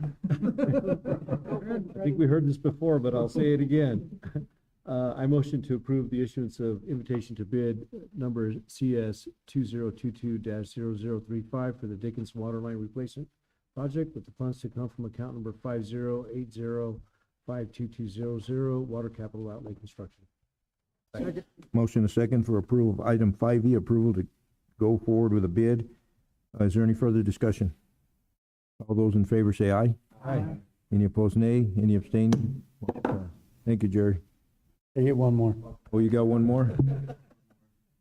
Item F, consideration to approve a transfer request in the amount of $88,365 plus a 20% contingency of $17,673 for a total of $106,038 from account number 10-55-50 administration contingency to account number 10-61-51236 to Public Works Building Maintenance to cover the police department roof repair, fire roof repair, and Amster building roof repair, and authorize the payment of up to 50% of the combined contract price. Jerry.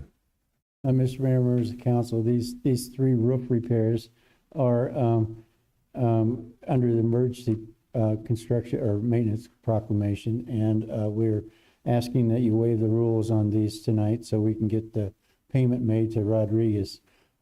Basically, the fire department has repairs being done in their department after the fire, and the police is just finishing up the repairs in theirs.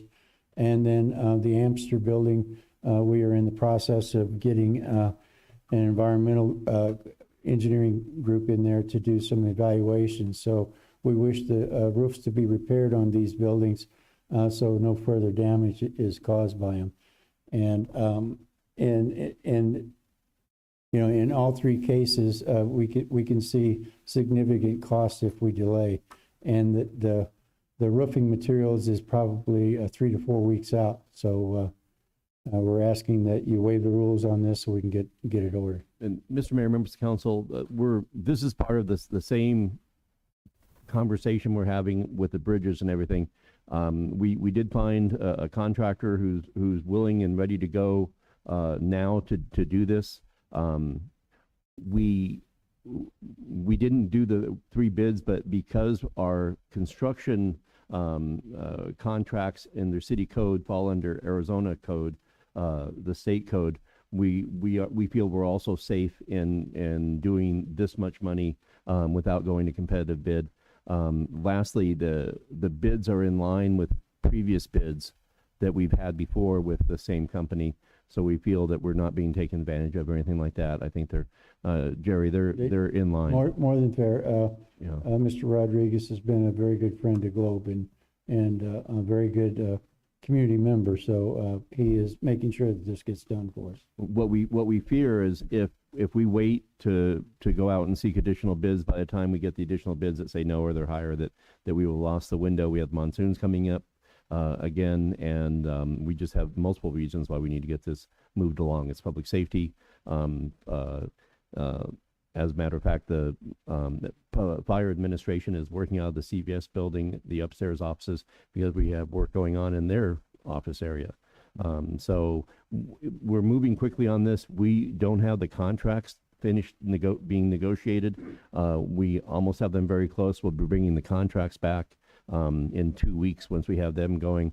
But by approving the moving the money, then the other thing is we didn't have this in the line in the budget, so we're moving money from contingency. Another reason for council action, and then approving the payment of 50% so he can order materials, get this started. We will have the contracts back before he actually starts work, I believe, and the contracts are very close. So can I just explain that a minute? Because of the availability of the materials, the contractor, because he reduced the price on this stuff, the contractor was not comfortable in signing a contract that had liquidated damages on it if he went over. So that's the change he made. And we just got it back from him, and we weren't able to run it by the attorney. So Shelley pulled it off the agenda, so we didn't do the contracts tonight. So we did, Mr. Mayor, members of council, we did discuss this, and this allows us the opportunity to spend the money, move the money forward. We won't move the money forward until we have assured comfort that the contracts negotiation is going to come to a successful conclusion. But then we don't have to come back to council. We can just get the contracts finished off, get the money moved, come back to the next meeting, and get these roof projects done. I think we're very close. And this is general fund contingency funds that we're taking General out. fund contingency funds, yes. Finance okay with us? Yeah, I saw her. I saw her shake her head yes.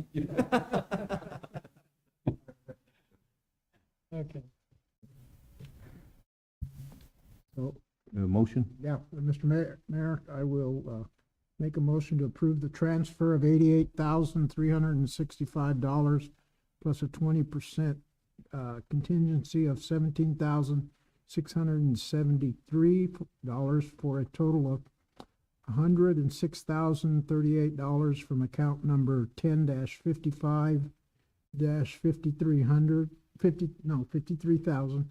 admin contingency to account number 1061 51,236 to Public Works Building Maintenance to cover the Police Department, roof repair, Fire Department, fire roof repair, and Amster building roof repair.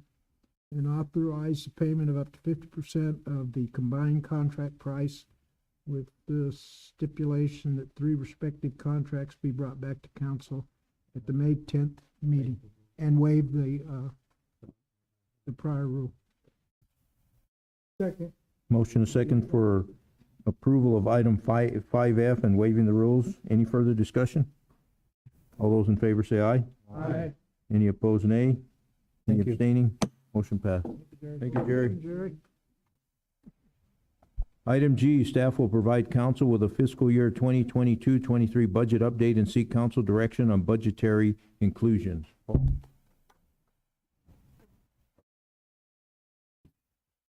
Mr. Mayor, members of council, there we go. Let's see.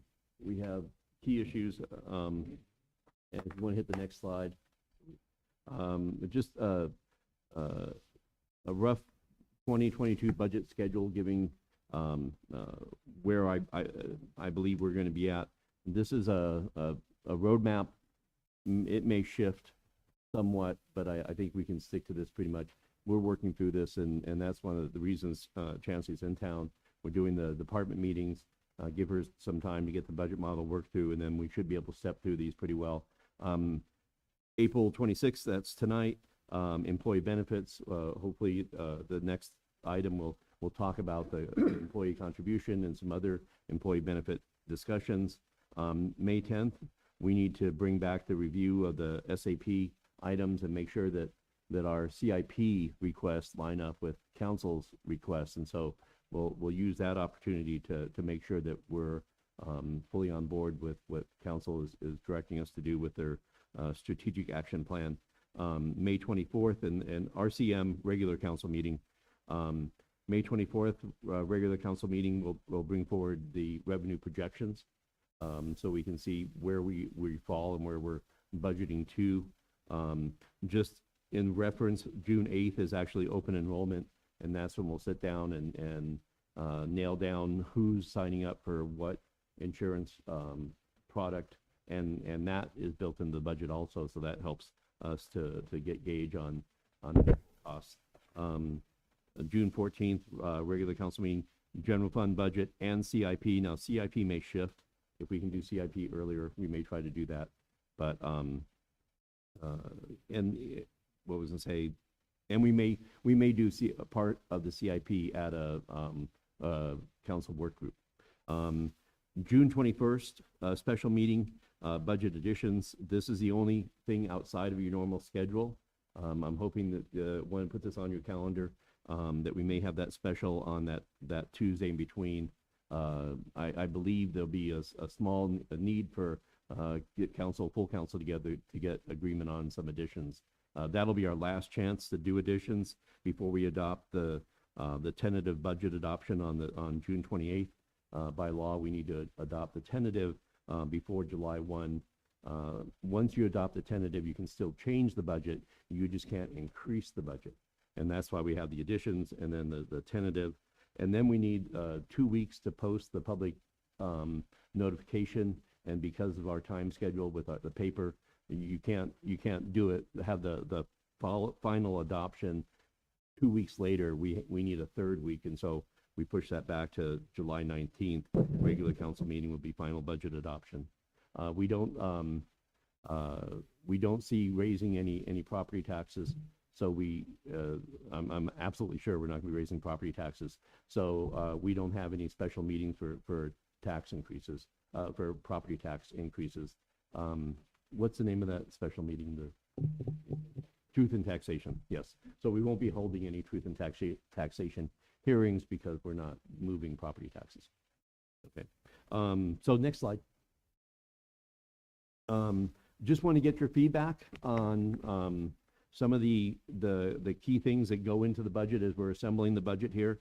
We do the Cobra Valley Regional Transit.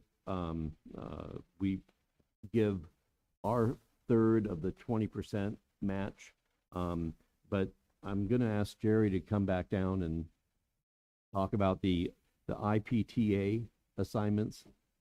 And Jerry was at a meeting today, and they are asking for additional participation by both a staff manager and a council member. Jerry, do you want to give, I don't know, is this is early, or is this for sure that there This, will be? this is early. What they're asking for is participation from an elected official, the town manager or city manager, and a staff member to participate in an exploratory committee to see if the IPTA, which is a public transit for Gila County, both the northern and southern Gila County, would make sense for us. So there are a lot of things to work out, and I think it's going to be on a Friday.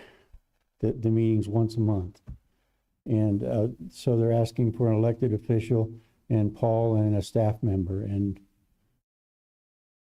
so This is something they're looking forward. They're looking at. This replaces the meetings that Miami was holding. And they weren't always as accurate and timely as that. But again, they're still making progress on this, and CAG is very supportive of this. And so the price should not have changed. The 73,000, I believe, it still holds. But I think the biggest question is, does council still want to participate in partial funding of the regional transit? And Paul, The 73 is our partial. It's 1/3 of the 20% match is traditionally what it is. so so I think it's 73 or 74,000 that we participate right now in the Mountain Vista Transit. Is that what it's called now? Copper Vista. Copper Vista. I thought it was Mountain. I can't even remember what it is. But anyway, that doesn't necessarily hold true for the IPTA. Okay, so this exploratory committee would determine that, and would determine whether it would be funded percent-wise. I mean, all that is up in the air right now. So they're looking. This is very early in, and they're asking CAG to put this together. So it makes sense. And this is mainly being driven by Payson, who is looking for a way to keep their transit system alive up there. So I think it's a good thing. I listened to it.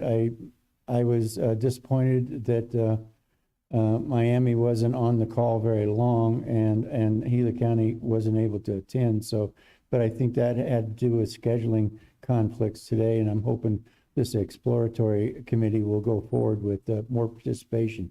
And this will be Zoom calls too. So it isn't like you have to drive to Payson or something like that. It's going to be Zoom.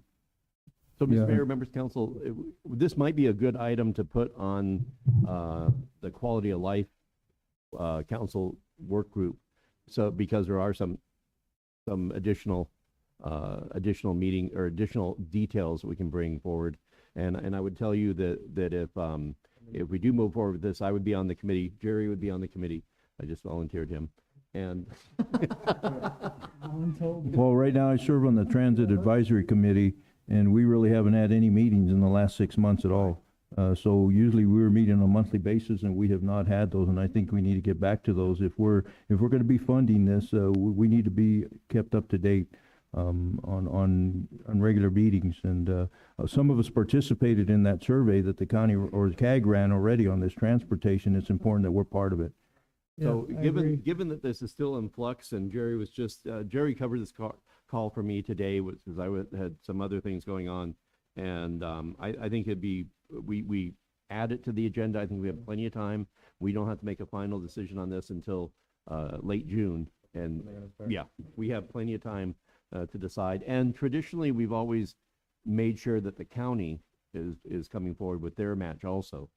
And since they weren't on the call, we'll get some more information. So I hear direction that we move this to one of the work group and have additional information and discussion. Yeah. Okay. No, it sounded like the mayor volunteered. Yeah, it sounds like mayor. How about that? Well, it'd be, I don't know, quality of life, but It would be, it'd be I'm on the Transit Advisory Committee that. I think quality of meet life. in Miami. Yeah. They're with the county and Miami and Globe, but we really haven't had a meeting in the last 6 months, so it's. We haven't had any updates as to where we're at. Well, Let's take a lead on it. Mr. Mayor, members of the council, I will tell you that this system is a functioning system. It moves a lot of people around. I mean, you'd never see a packed bus, but they're constantly making their rounds, and there's people who take advantage of this. This would be a shame for our region to lose this. And Right. so we've traditionally, since I've been in the City Globe, been supportive of this. I think we just need to get more information and learn about the changes and the participation. Yeah. But we'll hold off final approval until we get that information. And this transit in our community is over $500,000 budget. We only pay 73,000, our portion of it, and ADOT funds the majority of it, so it is important to our community that we Yes, it keep is. this project. I agree. So, all right, now, the second item, we'd already talked about this, the 13,000 for boys, the Globe Boys and Girls Club. Unless I hear otherwise, we plan to include this into the, next year's budget at the council level. No longer the Boys and Girls Club, but the Cobra Valley Youth Club. Oh, we changed it. Yep.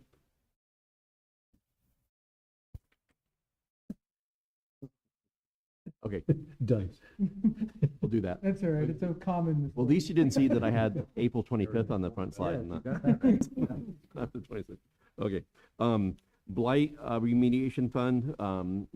This is a fund that code enforcement uses to take down homes and move quickly on these items. This is where we got the money to put the fence around the burned house because they were not insured and we needed to get a fence around it as soon as we can. This has been a very successful fund. Sometimes we spend it all, sometimes we don't spend that much of it. But staff is recommending that we continue to put the 35 in blight remediation. Does it roll over if we have money? Yeah, it would roll over. If we don't spend it, it goes back into the general fund and we redistribute it. But if we don't spend it, it doesn't go away. It's our money, and we're just earmarking this for this purpose. And if we don't spend it, it goes back in general fund and we. But on the common line, budget line item, if there's money left over every year, we just roll it into the next year plus the 60,000. Right, and I think we have and I've asked to up that to 100,000 this year. I think we can make some more progress on those. But yeah, any money that isn't spent is rolled over. Any money that isn't spent, it's not use it or lose it, I guess is what I'm trying to say. Okay, all right.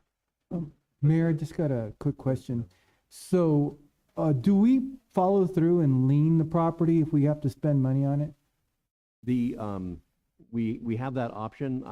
Michelle or Linda's not here, so I don't know the answer to that. I believe we have, but I can get back to. Because before it was, we didn't do a lot because we were like way down on the lien priority list, so we would never get our money back. Yeah. But now we're second only to taxes. And so if we do have to spend money on a property, I think that we should follow through to lien on the property, so at least we could recover the taxpayer dollars. And I know in the past, I've been aware that we've cleared liens. So I know we have in the past. I can't remember when the last time we actually did follow through with the lien. A lot of this money is used, about 10,000 to take down a residential that is declared, is qualifies to be torn down. Mhm. But I'll tell you, the sooner you can get those buildings down, it's better for the neighborhood, it's better for the health and the safety of the neighborhood. Right, but if we don't lien it and then they end up benefiting from it, that's not really what the intention is. But we also have a desire to get these properties back on the tax rolls, get them rebuilt, and so I think we have on an idea or a concept of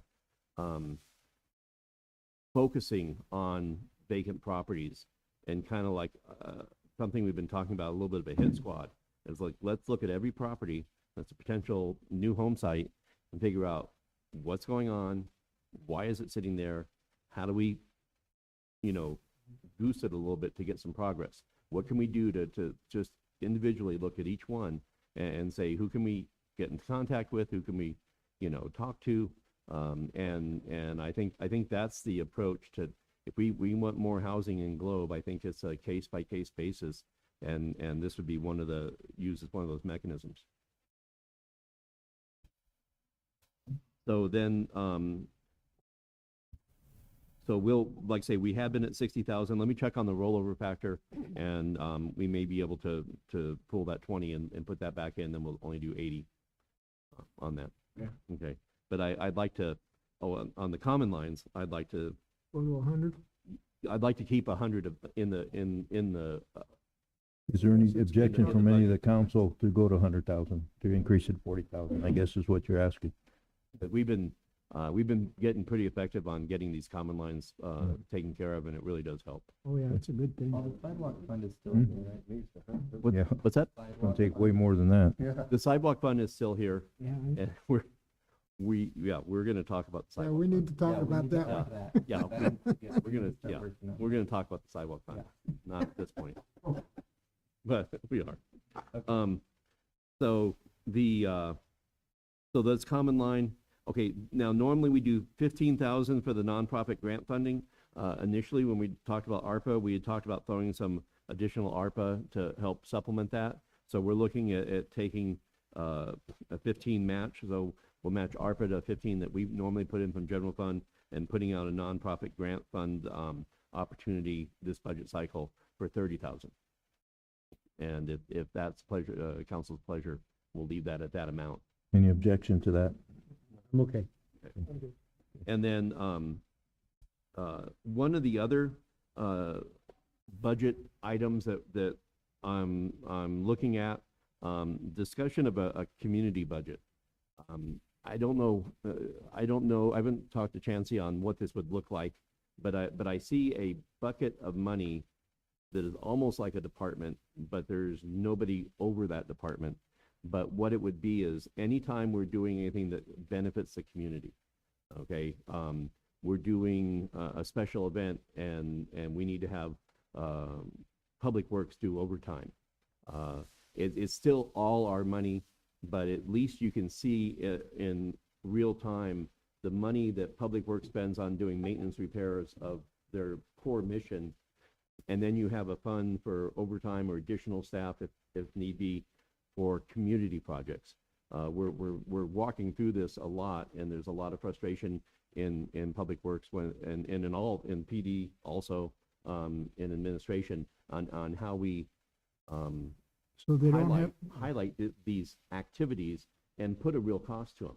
It's not that we're against doing the cost, but I think council should see when they budget that the special events, the First Fridays, the things that we do, we're not billing them to outside people. They are doing that, but in fairness to the departments, see that they go above and beyond, and then they can pull from those budgets and not blow their budgets because we had a rash of special events, which we support, council supports. You know, we're not saying no. It's more of a tracking mechanism. so it helps them to better manage their own individual budgets. Yes. And this over here takes care of the stuff that isn't really included in those budgets, is what And you're saying. another thing that we're looking at doing when we do the special event is putting hours used by staff, hours used for Public Works to set up and pre-set up, tear down, hours used by police, hours used by staff to talk about special events. We have staff meetings with a lot of people in there going through this, and it's not to be billed out to the special event. Council has been very clear and very supportive, and staff is too, that these things bring money to the community. They bring people to come visit, and they fall in love, and they stay, and they spend money and come back and back. The success of the First Fridays, but it's just a matter of highlighting how the money is spent. And so when you see putting money into that, you see where it goes. And I don't think it's anything different. It's just a way to, again, monitor the cost of these things for the good end. Mayor, if the community budget runs out of funds, at that point, you're gonna come back to ask for contingency funds Yes. to fill it? Yeah, just like a regular budget. If it gets drained down, you know, we just move money around, but we can move money in between there. So if PD is trying to say, oh, we spent this many hours, and it's like, oh, wait a minute. Well, I think as long as you follow through, that you have an account, a line item that that represents that, because that has been tried in the past. Yes. And every time it goes, it's a direct hit on the overtime of police, fire, public works. You know, there isn't a mechanism to take from another account, or keep it from taking from your own overtime account. So that has been tried before, and I think it's a good idea, but we just need to make sure we have that line item to draw from. Well, and I think even when you submit time cards, if you're submitting overtime for 8 hours on a Saturday, you just line it to a different budget line item, and then it tracks itself that way. But many times it was used to try to backfill the cost or charge somebody. I can't remember exactly how the previous city manager did it, but I know it wasn't popular. But just to be absolutely clear, we're not looking at leveling charges onto any one group, because we believe that these do benefit us, and we're not afraid of any gift clause or anything like that. But it's fair to the departments that council see exactly how much time and costs go into these, and you can better make decisions because you're more empowered with information. And that's based on just the special events type things that Well, we it would, do? I mean, so it would be definitely special events. It would be definitely for events that we do. There was a time, and I remember there was some parking benches that needed, or picnic tables that need to be redone. I mean, who wants to come to Globe and get a splitter? You know, and so John found somebody to do that, and we didn't want to pull that time for that one person in John's staff to repair this thing for the community. At that point we had to, but something like that would be put there. There are many times, a lot of times, the Christmas decorations, and we've been trying to hire additional staff, put lights on City Hall, or to help out with economic development, have economic development hire some teams of people to contract out, so John doesn't suffer the burden of doing all of these, that we can separate that out, because again, the core mission, Public Works, is maintenance and repair, and I could even see 2 people being assigned just to this department that they work out of. One of the things we haven't gotten that far, but we're looking at, we may need to go to having 2 people on staff 7 days a week with so many events and so many things happening with bathrooms and everything like that council wants. I think we're going to talk about that more in the SAP, but we need to hire up and schedule, and that would come out of this and not out of the Public Works Our department. payroll software currently allows you to code it to say, Yes. if I borrowed an employee from here, they could code it to my department versus their department. I mean, what we do right now, so, finance director is coded to 70% general fund, 15% water enterprise, 15% wastewater enterprise. So we do a lot of putting the cost centers in the revenue sources they have. This would be general funds and funded out of there, although, it would, but at least it would be that mechanism when you pulled up on the general fund budget, you saw how much we're putting in, see if it grows, see how it's used. I think it'd be telling.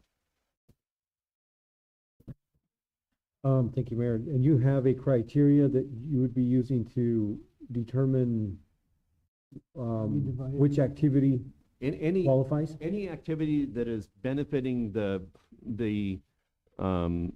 members of the community who either live here or stop and spend time in here. There are things that we were going to do anyway, but these are things we probably wouldn't not have done if not for trying to attract and retain tourism, visitors, guests, things like that. Okay, now, and again, but that's what protects us from the gift clause, is we see a direct return in that. This is an investment in our community that we see the repaying back. And like if it's our, like if we're buying barricades for ourselves, it's our money. But if we're redoing the tables at the chamber, we got to say, okay, how is this going to benefit us? It's not a lot of money, but it does, because I think it retains people. I can't remember. There've been about 5 or 6 things that I've worked with John, and we just used money because it just needed to be done. It's to improve the city. It's, if you're going through a city and you see something that's one of the things like, oh my gosh, that's embarrassing, we need to fix it. Mayor, if I could, you haven't worked out all the criteria yet. No. But this you is, want a fund to be able to make the criteria, so it's not, we're not unilaterally saying everybody's overtime is now coming out of this. Right. But only what meets this criteria. But I didn't want to go too far in No, yeah. talking about this Just until so I that run it by way you guys. we're all It's just a aware. concept that Council. we're gonna look at. Yeah, Okay. so, And you'll come back with a line item amount, starting amount that you want on that, Right. that you're requesting, recommending. and we're Okay. gonna look at the historical usage and historical overtime and the cost for the First Fridays. We have a lot of repeat events, so. Okay. Okay. And then the last thing, discussion of a Head Start building. One of the things that I think we should do, the Head Start building, my understanding on council is we need to do an RFP to get that being used to benefit children in Globe. I don't know that there'd be that much budget tied to it, but I would like to put that on the quality of life subcommittee also to do the scope of what would be appropriate, what does council believe to be appropriate? Do we want to narrow it to just, 3 to 5 year old programming? Do we want to do it to 4-H programming? Do we want to, open it up to other opportunities for in the nonprofit daycare? And so I'd like to, it's too much to hash out here, but with your direction, I'd like to put that on the quality of life and have that discussion of how do we write that RFP that would allow people to say, yeah, I want to participate. And I think that might go hand in hand with the nonprofit grant funding, because if these come out together, the RFP for the Head Start building and the RFP for the nonprofit grant funding, somebody wants to do something in that building, they may go ahead and apply for a grant. If I had that building, I'd like 15,000 to, do this with it. And so that's why it's landed on the key budget topics. Anybody have any objection to deferring that to the quality of life on the Head Start building discussion? No. No one is, okay. Okay. The next slide. The last one, again, this is traditional budget, the split. As you know, we have 5 bed tax communities. We have traditionally allocated 100% of the money we collect in bed tax to the 5 entities that support the City of Globe, and we did it on their recommended split. And the direction I'm seeking is, do we want to do the same split and 100% of the funds? Is there any other changes in this? And I would say if council wants to give direction that we move forward exactly what we did last year, which is we take the total amount of bed tax collected, split it based on the 22, 22, 15, 20, 20. We do that now, or I think this one would also go, I'm not sure if it'd be quality of life or financial sustainability. I think this one is more financial sustainability. But would Why you, not would, just 20% for all 5 of them and be done with it? because they've asked for this split. Oh, okay. Their recommendation. Yeah. Well, this is their Well, I mean, this was a long time ago. Yeah. Yeah, I think that the historical museum the historical museum has kind of questioned whether or not they voluntarily gave up 5%. So I think they would like to come back to the table and talk about maybe doing an equal split again. Here, whatever happened to the meeting that you guys had with the bed tax organizations? Is this I think something you could take to them and discuss with them and then bring back to us? We've had 2. We have one that was supposed to be for Thursday, but I think it's been rescheduled to. We are in discussion with them on some of these issues. I'm trying to find the email that had the date. Because we canceled one and then rescheduled it. Yeah, We've had 2 of them so Yeah. far. May 11th is our next one. So could this be a topic of This discussion at that could point? easily be a topic of that, but but now would you want that to go to the bed tax group before it goes to the subcommittee for? Is that council's desire to kick this straight to the bed tax meeting? I'd like to see us, and I don't know, just my thought is the finance needs to look at this. I think City of Globe's doing a lot of economic development also. I know this is old recommendations. I myself would like to see what is the amount it has increased in the past 5 years. And, possibly the City of Globe becoming part of that distribution also. I mean, we're spending a lot of money on economic development also, the same thing they're doing.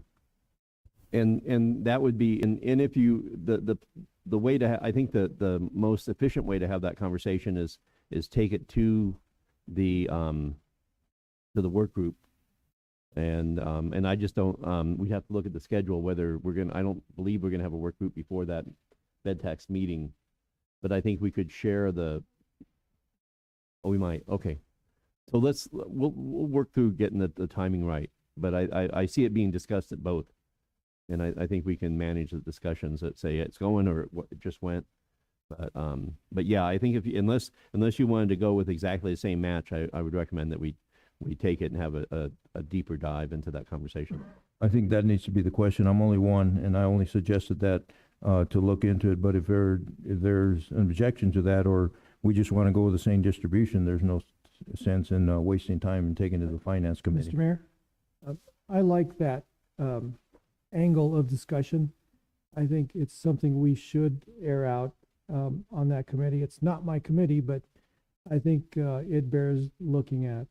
I think it's time to take a look at that.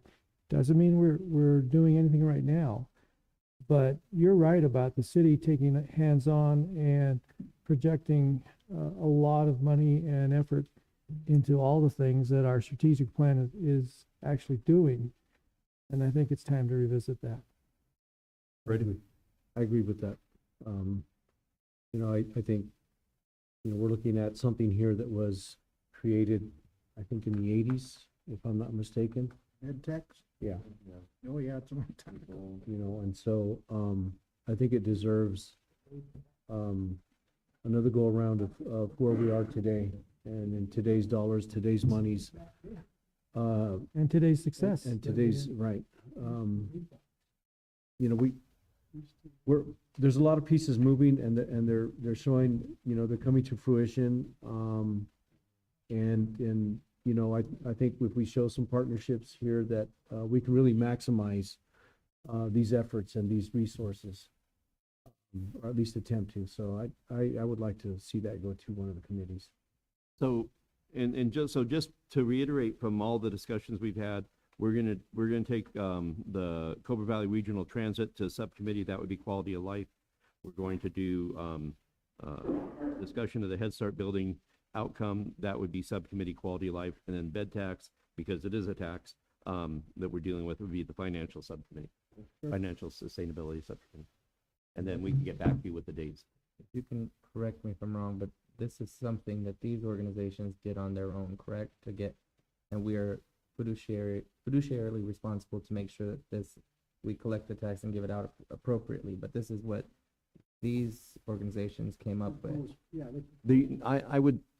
So the way that I think we last had Steve Stratton here talking about it, and I've been dealing, this has been an item that I've always talked through.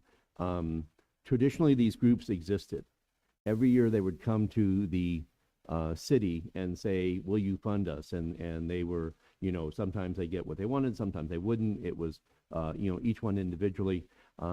They wanted to do the bed tax to fund it as a dedicated funding source, and the hotels and motels, mainly motels, were against that. So it was the bed tax organizations that went and reached out to the motel population and said, hey, this is a good thing. We're going to charge you money, but this will put heads in the bed, and got their support, which gave council the to modify their taxing structure and collect this money. But we are not we have a fiduciary responsibility, just as we do any other tax dollar we collect. There is no partial ownership of this. If this money is misspent, it's council's responsibility. Every year, council has the ability to do as they feel is best for the community with that.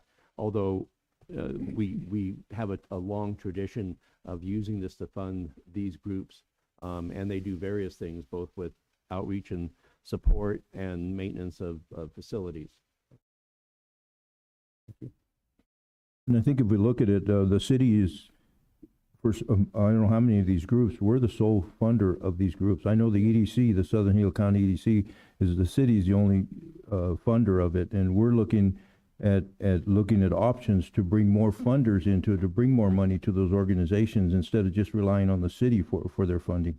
So I think all groups need to really look at that and see if they can, come up with some other options also. And I know that a lot of times their funding gets sent for some type of a leadership hired staff and everything like that. And I know that with the amount of money we're talking about, sometimes that's a struggle. But I would reach out to Councilman Shipley. You have a long history with this. Any comments on any of this? Well, I've always felt like these groups do a lot for the community. I mean, like I happen to serve on the museum committee, and those people work their heinies off. They give so much to this community, and this is very much needed by them to keep their doors open and to because we don't get a lot of donations from people coming into the museum, but they bring activities. They bring the Old Dominion days. They really try to highlight our history and have somebody there available to answer questions about our community.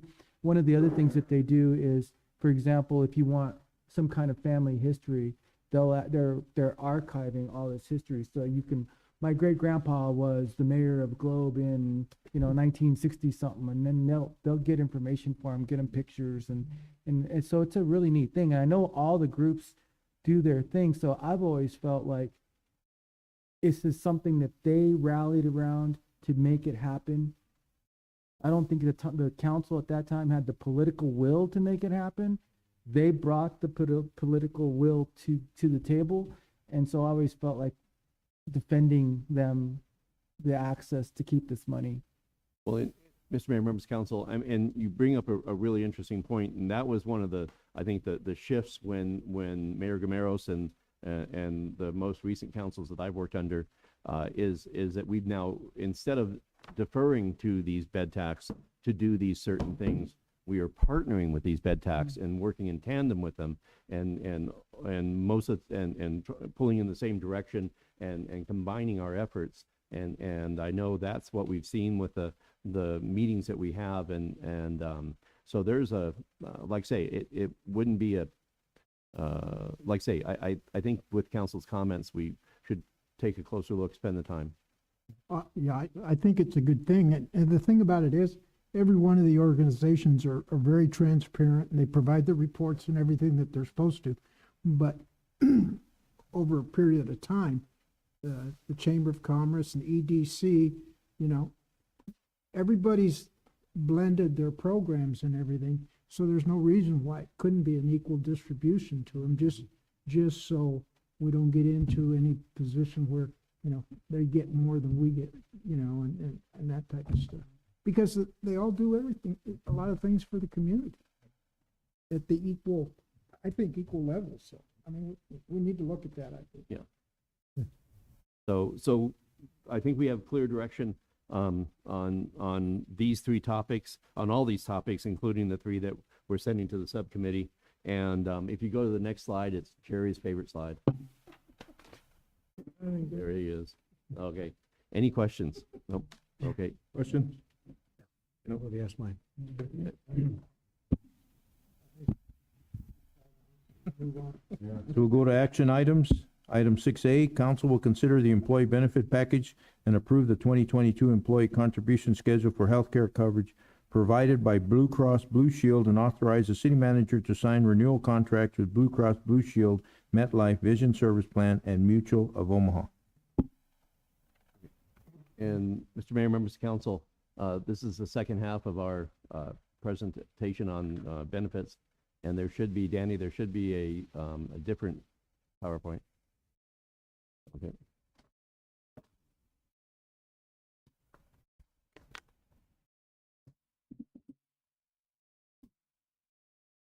No, that's the one we've already done. Oh, did we? Let me, oh, okay. Do you have it? Can you send? Okay. Mr. Mayor, members of council, let me send that real quick to Danny. And let's open recent. Is it different than what she presented, Yes. the increases? No, it's the one that we presented at the, it's the one we presented at the council work group. Oh, yeah, I'm not on that one. Yeah. So, and I apologize. I have it right here. File. Share presentation. And council. I do feel like we dodged a bullet though with the increases could have been so much worse. Mm-hmm, I agree. You hate to see the increases, but. But once we just went to the work group, we saw that it was pre-tax, and that's not the actual numbers represented. We felt more confident in saying, okay, this is getting us up to that number. Mm-hmm. You should be the other one, yeah. It's the same one I presented, so look at how quick Danny is. Okay, so go ahead, next slide. Official for. Okay. You have a clicker right in front of your computer. Put your screen Right down. on the other side of your screen. Put your screen down. Your screen, yeah. Hey, Your there. screen. There you go. Right behind. Okay. That's a clicker. They're on fire tonight. Flag away, please. Okay. Hostile work environment. Where you find it them?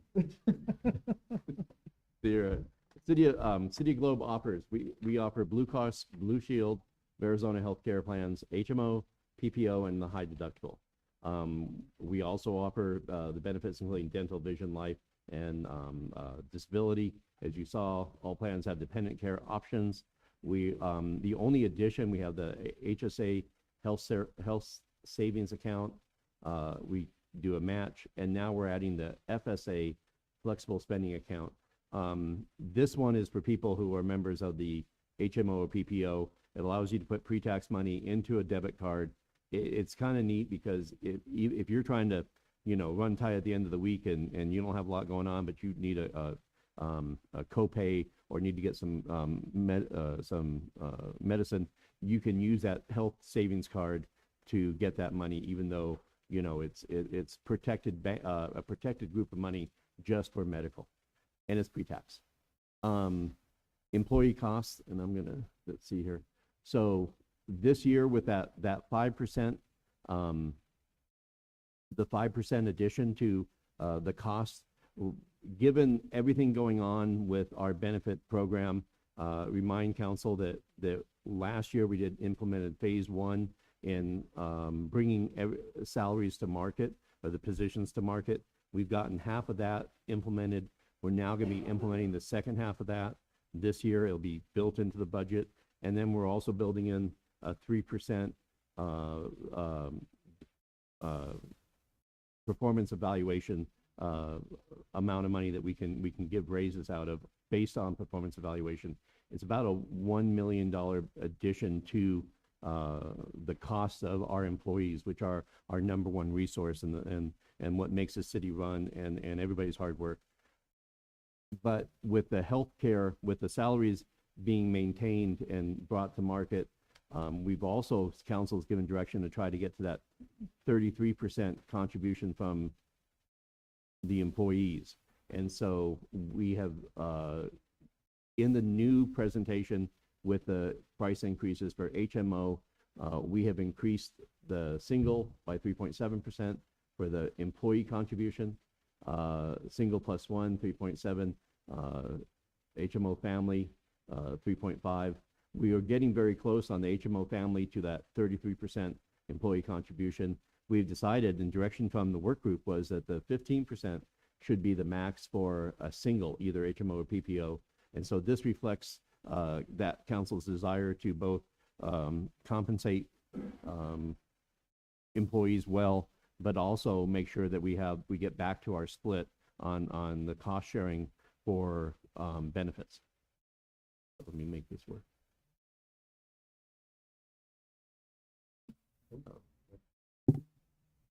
Okay, PPO. The same here with the PPO. PPO has been less of a percentage to employees.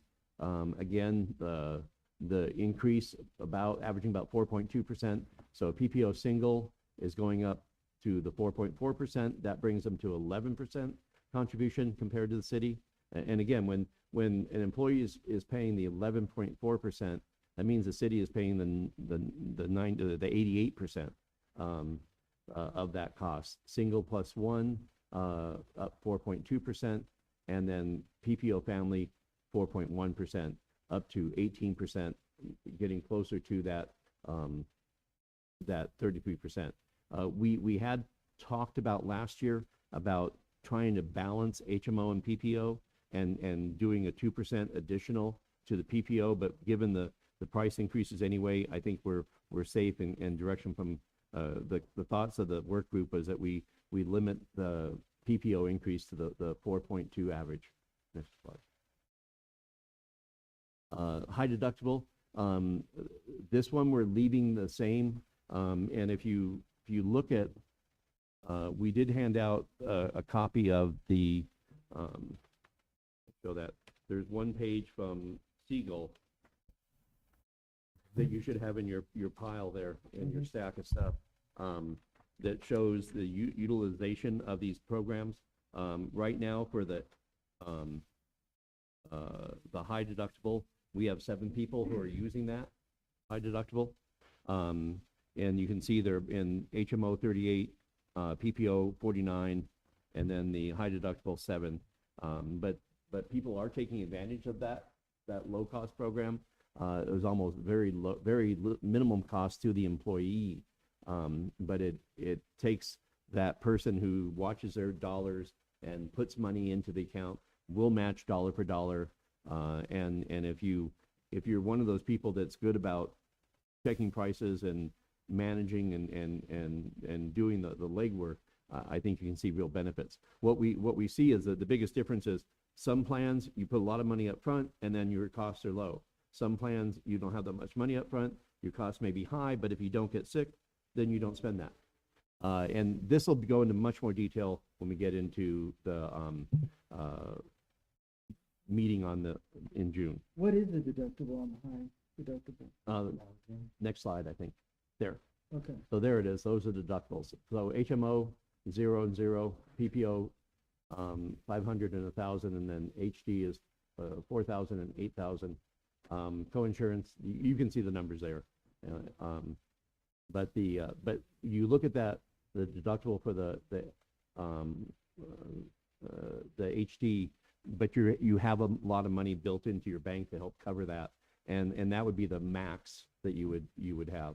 If you look at out-of-pocket max for high deductible at 6,000, 12,000, actually the lowest max out-of-pocket is PPO.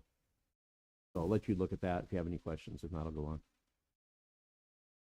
One thing I'd just say about, because a lot of people are afraid of high deductibles, but like, for example, one of my family members has a chronic disease. And so I'm gonna spend deductible. But when I figured out the monthly premiums and then broke out that deductible by 12 months and averaged it out, I was way money ahead by going with a high deductible plan. And so so sometimes you just think, oh no, can't do that. But if you budget it, you can do it, and sometimes it's better. Pam and I actually met with Capstone HR and talked about how they describe their high deductible, and we're trying to fine tune our ability to explain and do the math on how you can use that and possibly save money even in that situation. And open enrollment is where we'll have a lot more information on that. And the city's contributing to that high deductible, so we're matching dollar for dollar up to what amount? I think it's up to. So we're putting money into it, helping them out with that also. Not really. Yeah, we'll match up to 2,000. You put in 2,000, we'll put in 2,000.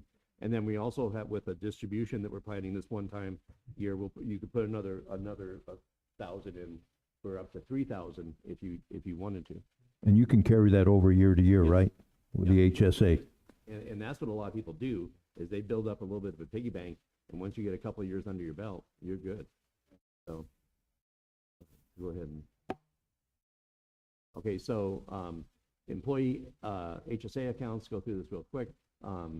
It has a pre-tax debit card funded from payroll contributions by the city or the employee before taxes. So you get the full value of your money. May be used on any healthcare related costs, from insurance deductibles to NyQuil. Annual max contribution for a single, $3,650.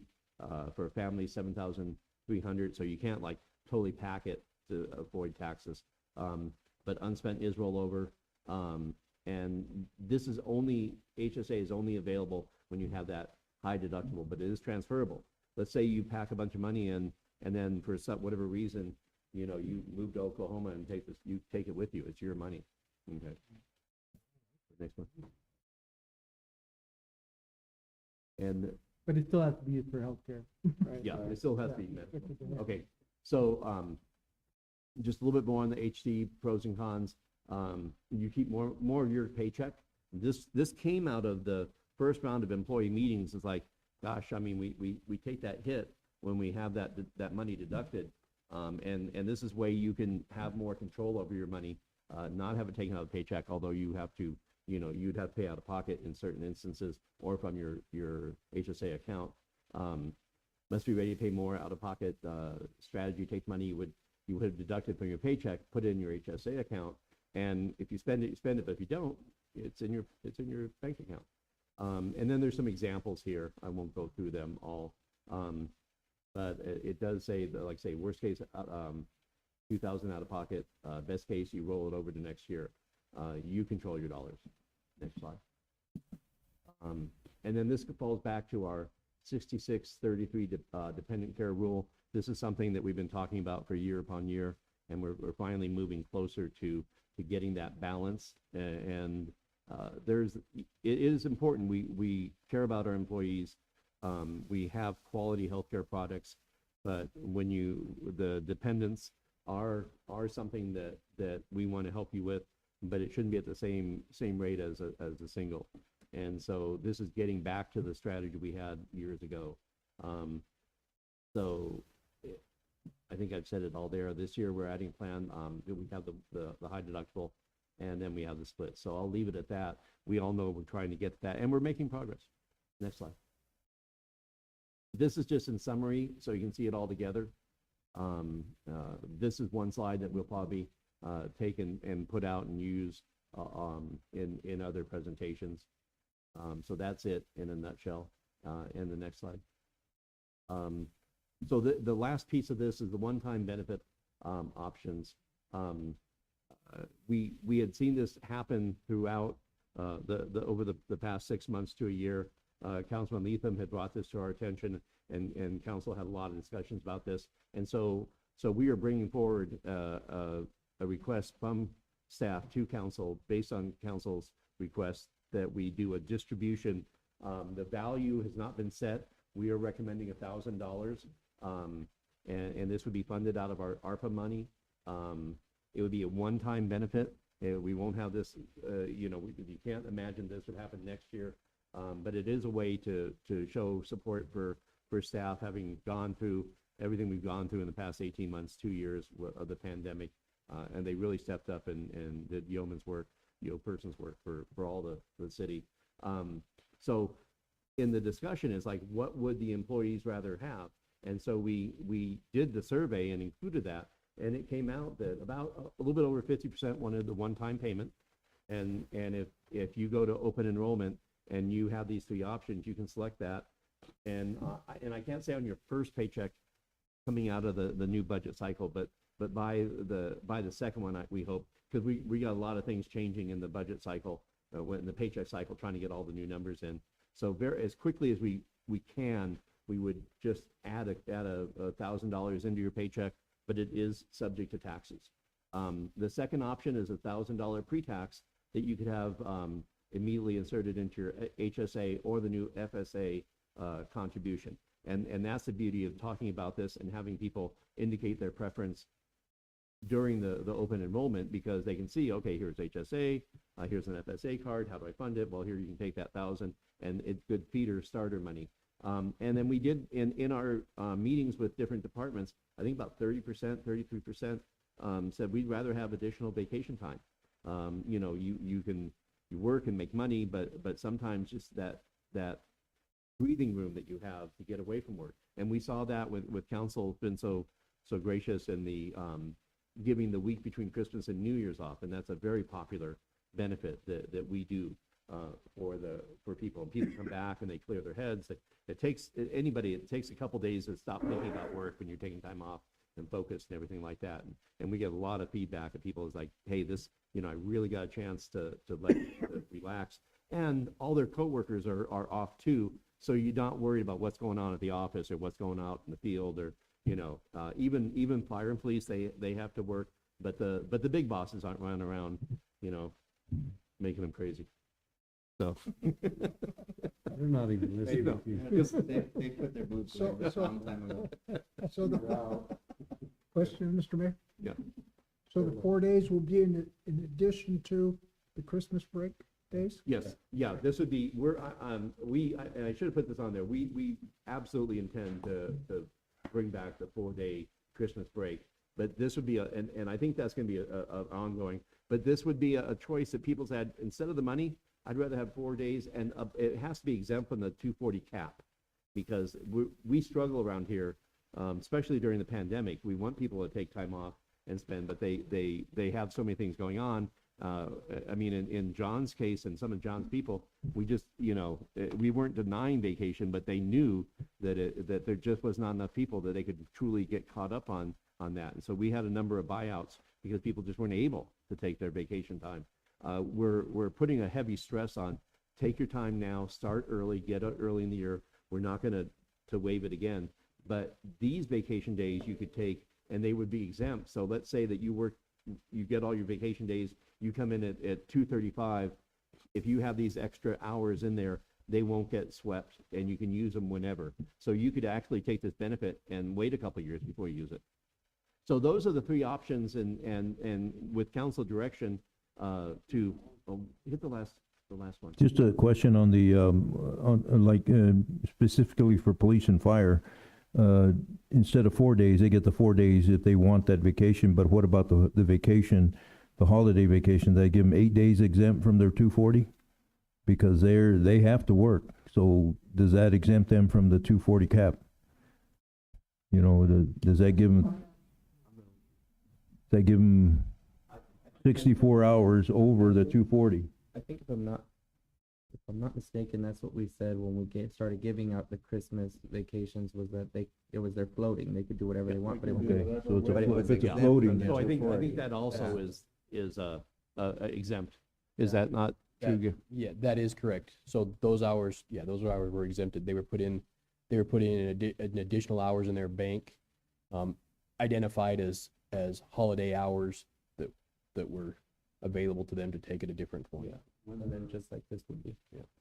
Yeah, it would be wrong to say, here, we're going to give you this, but you got to tick the clock and use it. And then we're telling you, well, can you skip that vacation? I mean, when you talk to a lot of departments, it's like people try to take vacation, they get called back, and they get called in for overtime, and so it's really tough. So open enrollment meetings coming January 8th, 2022. Begin to hold it out the water barn. All presenters will be live in the fact of not having a Zoom presentation. Healthy snacks available, because it just doesn't make any sense to bring hoagies. And employees must select the one-time benefit option at that point. We need to know ahead of time before we finalize the budget who's doing what, and so this will be a chance to do that. Any questions on the one-time distribution that we've been working on this a couple times, so I think you're familiar with it. But we'll start, if council is supportive of this presentation, then we'll start advertising and setting up the open enrollment based on all of these issues, because we need to start printing off material. I think And this will be a vote. the only thing you didn't touch on is the work group that we were in. We said we were going to cap off that one person at 15%. We did. That was on He there. mentioned Yeah, it. I For did a change the single? numbers on it. Okay. It was 15.5. I moved it back down to 15.1 and put the balance of the money onto the city. Okay. Yeah, and that was HMO single. Yeah. So, and I think that's it, isn't it? Is there anything else? So we don't need a vote on this? No, I would like a vote. You need a vote on to, Yeah, because you're setting contribution rates that we're going to print. Oh, you're right. I'm sorry. So we need to have, and you're Mr. Mayor. allocating this money. Mr. Mayor, if there's no other comments or questions, I motion to approve the 2022 employee contribution schedule for healthcare coverage provided by Blue Cross Blue Shield, and authorize the city manager to sign employee healthcare contracts. Second. motion a second for approval of item 6A. Any further discussion? All those in favor say aye. Aye. Any opposed, nay? Any abstaining? Motion passed. Thank you. Thank you. Item 6B, consideration to approve the Gila County intergovernmental agreement, which would employ 4 summer interns with the City of Globe through the 2022 Summer Youth Program. Shelley. Thank you, Mr. Mayor and Council. This is our annual agreement with Gila County that would employ up to 4 summer interns with the City of Globe. We received direction from council at the last meeting that council would like to go with 4 interns this summer. And that would be 2 at the expense of the county and 2 at the expense of the city. And this is before you for your final approval.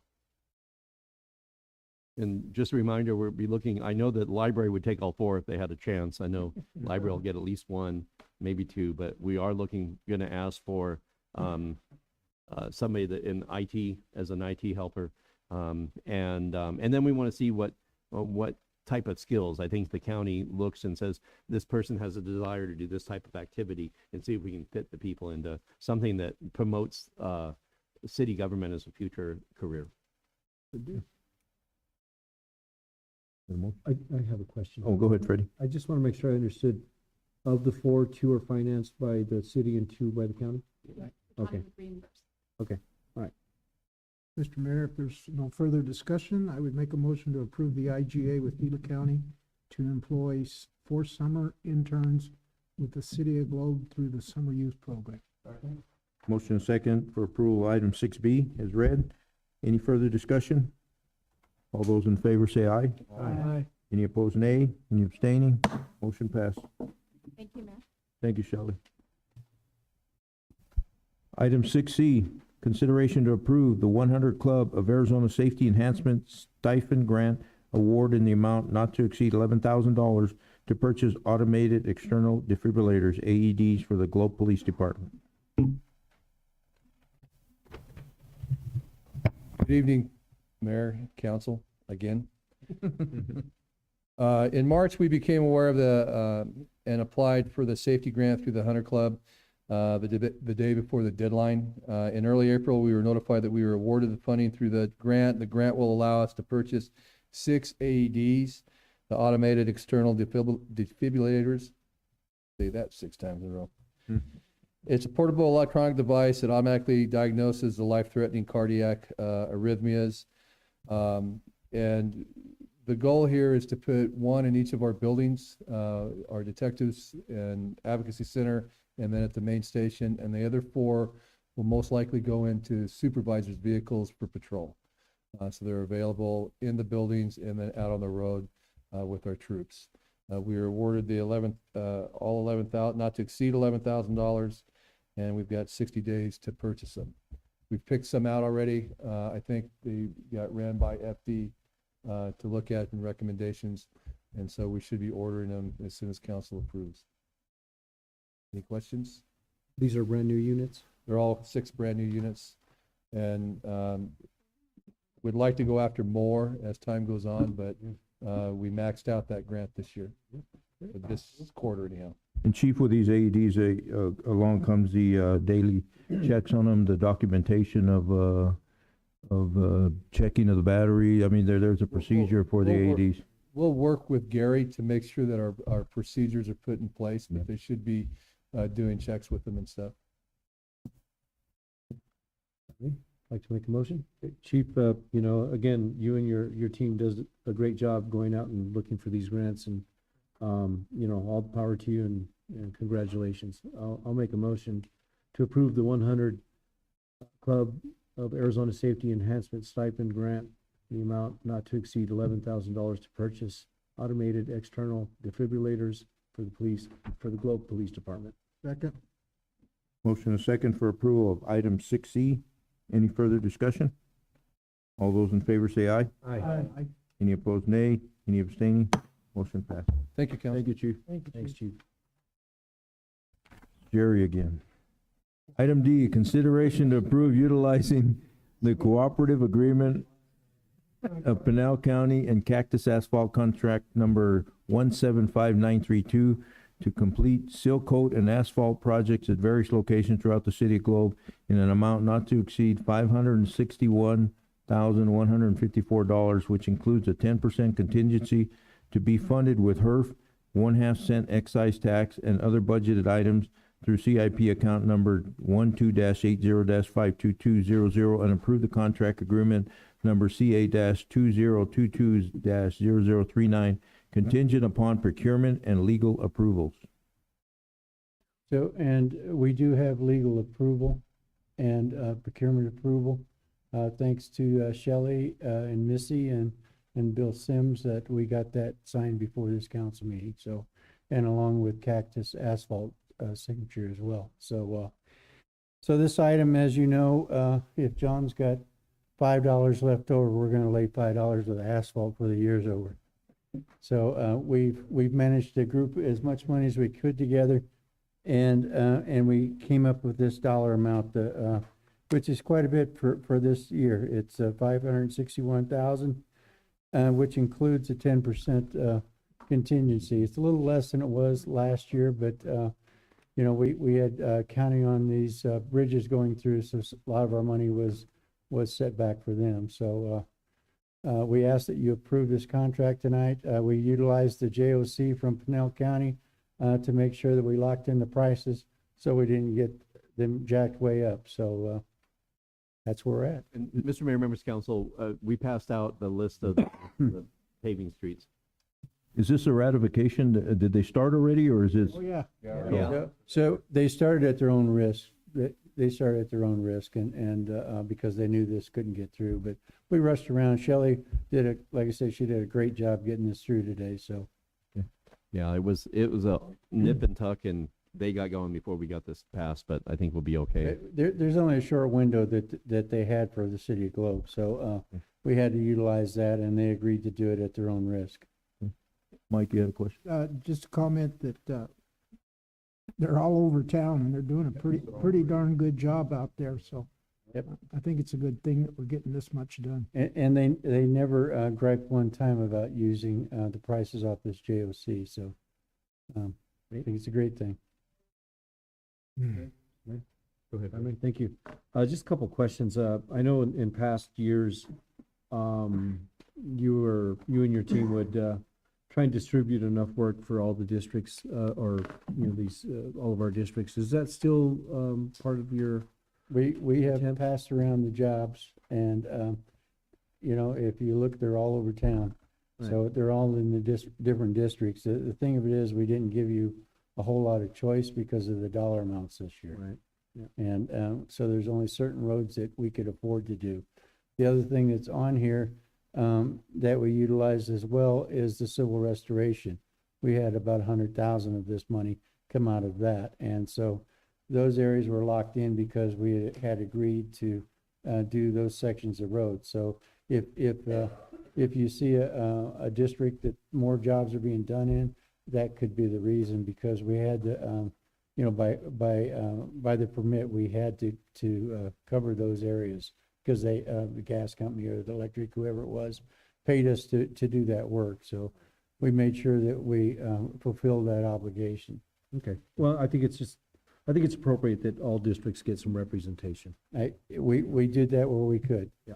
Except for yours. Yeah, well, believe me, I'm keeping an eye on mine, so that's why I'm asking. I got yours, Freddie. Yeah, I mean, I barely found a couple of mine in here. No, we spread it around, Councilman Reeves. We probably have the newest streets. Yeah. And one last question. Sometime back, you had presented this council, well, a council that I was on, it might have been the former previous council, but you had presented like a 20-year outlook and a plan, and one of the years you had mentioned that we were on target. We were still, I think at one point we were even ahead of target, but we were. Is that still something that you're looking at, and where are we target-wise? Not, and I know things change in 20 years, but we look at that every year, and I believe that that we're close to target. I believe we're a little bit behind because the last couple of years we've had to drop off. And remember now, because every 3 years we fog coat the roads, so now we're getting into the 6-year cycle. So now we're doing twice as many roads, so fog coating. So a lot of that money is going that way too. So we're trying to stay as close as we can to that 20-year schedule. Right. And if you look around town, we're doing a pretty good job of it too, so. Well, I John wanted believe to me, comment. I've received from constituents from all over the place that, you know, they're really, really happy about how the roads are shaping up, so. So one of the best compliments I think I got was down at the League of Cities year before last, and somebody said, "Where are you getting all the money for that asphalt?" So I thought that was a pretty good comment. Good evening, Mayor and Council. I just wanted to add on just to Councilman Rios' question. This list is actually that you're looking at, it's actually just the chip list. If you look, like Jerry mentioned, the follow-up as far as we have a fog list and actually the striping. So some of your districts might not see, this is just really the reflection of the chip seal list. So Councilman, in your district, you actually have, like Jerry mentioned, the 3-year process of the fog seal, so that will follow. So it's actually more broad than just this list. This is just the chip and fog that they'll do. Okay, good to know. But they'll actually be doing some follow-up where in the last 3 years, if that road's been done, it's actually on the chip list. Like if you see they did some work on Round Mountain, they're doing the second overlay on that because we didn't want to lose the foundation on that. It's building it up. And then here now that'll go through that cycle as well as just to get sealed additional in 3 years. So this list actually is more broad per the districts. And the last thing that you'll find is even like in District 6, believe it or not, we're winding down where we started our chip seal process. They're eventually going to get, just Jerry taught us one well with this one, that eventually they're all going to be getting, going to have more fog seal than chip. And that's where we're actually in like District 6 and certain other districts, it's actually getting smaller. So you see a lot of these on this list, it's a lot of the smaller streets where we've done the main, you know, the east to west. Now we're doing the north to south, the side streets. Right, right. Good. And the side benefit of doing all these fog coats is they also get restriped. So, which is a benefit to the city as well. Oh, yeah. That's a good one. Any other questions? Good. So do we need to make a recommendation here? Yes. Mr. Mayor, I'd make a motion to approve utilizing the cooperative agreement of Pinal County and Cactus Asphalt contract number 75932 to complete seal coat and asphalt projects at various locations throughout the city of Globe in an amount to not exceed $561,154, which includes 10% contingency to be funded with HERF, half-cent excise tax, and other budgeted items through CIP account number 12-80-52-200 and approved contract agreement number CA-2022-0039 contingent upon procurement and legal approvals. Okay.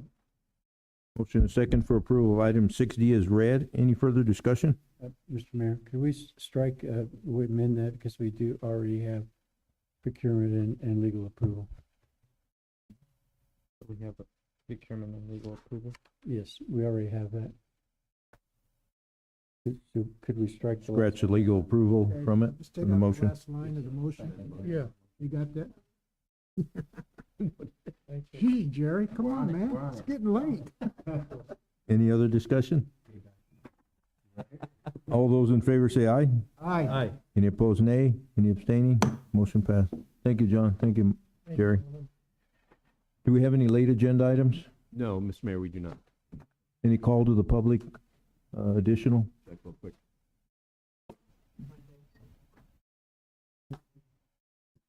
No, nothing on email.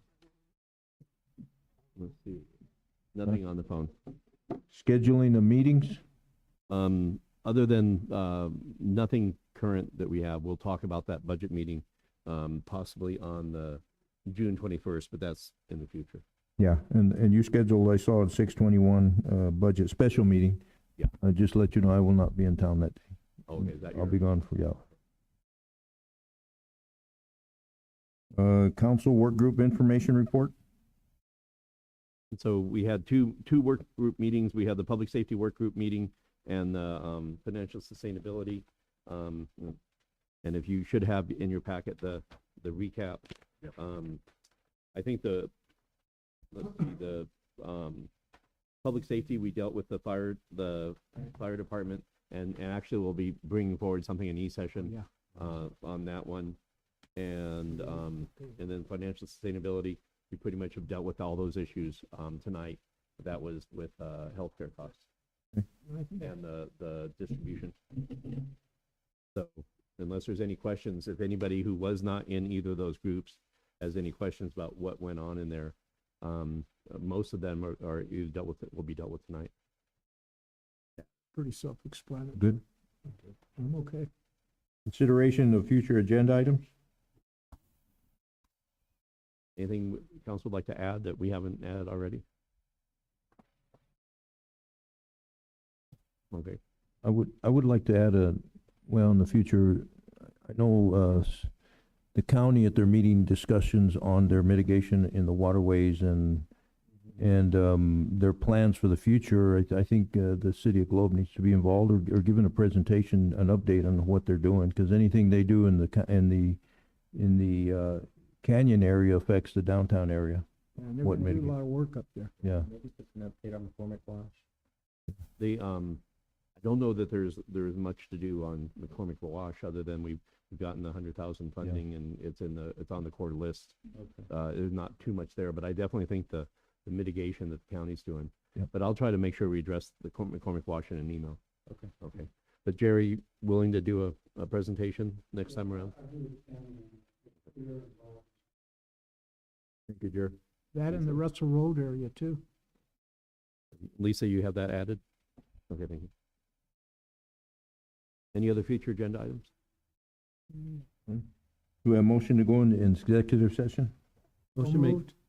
Motion a second to go into E-session. All those in favor say aye. Aye. Any opposed, nay? And Mr. Mayor, members of council, just for the record, when we come out, there'll be no additional action taken. And Dan.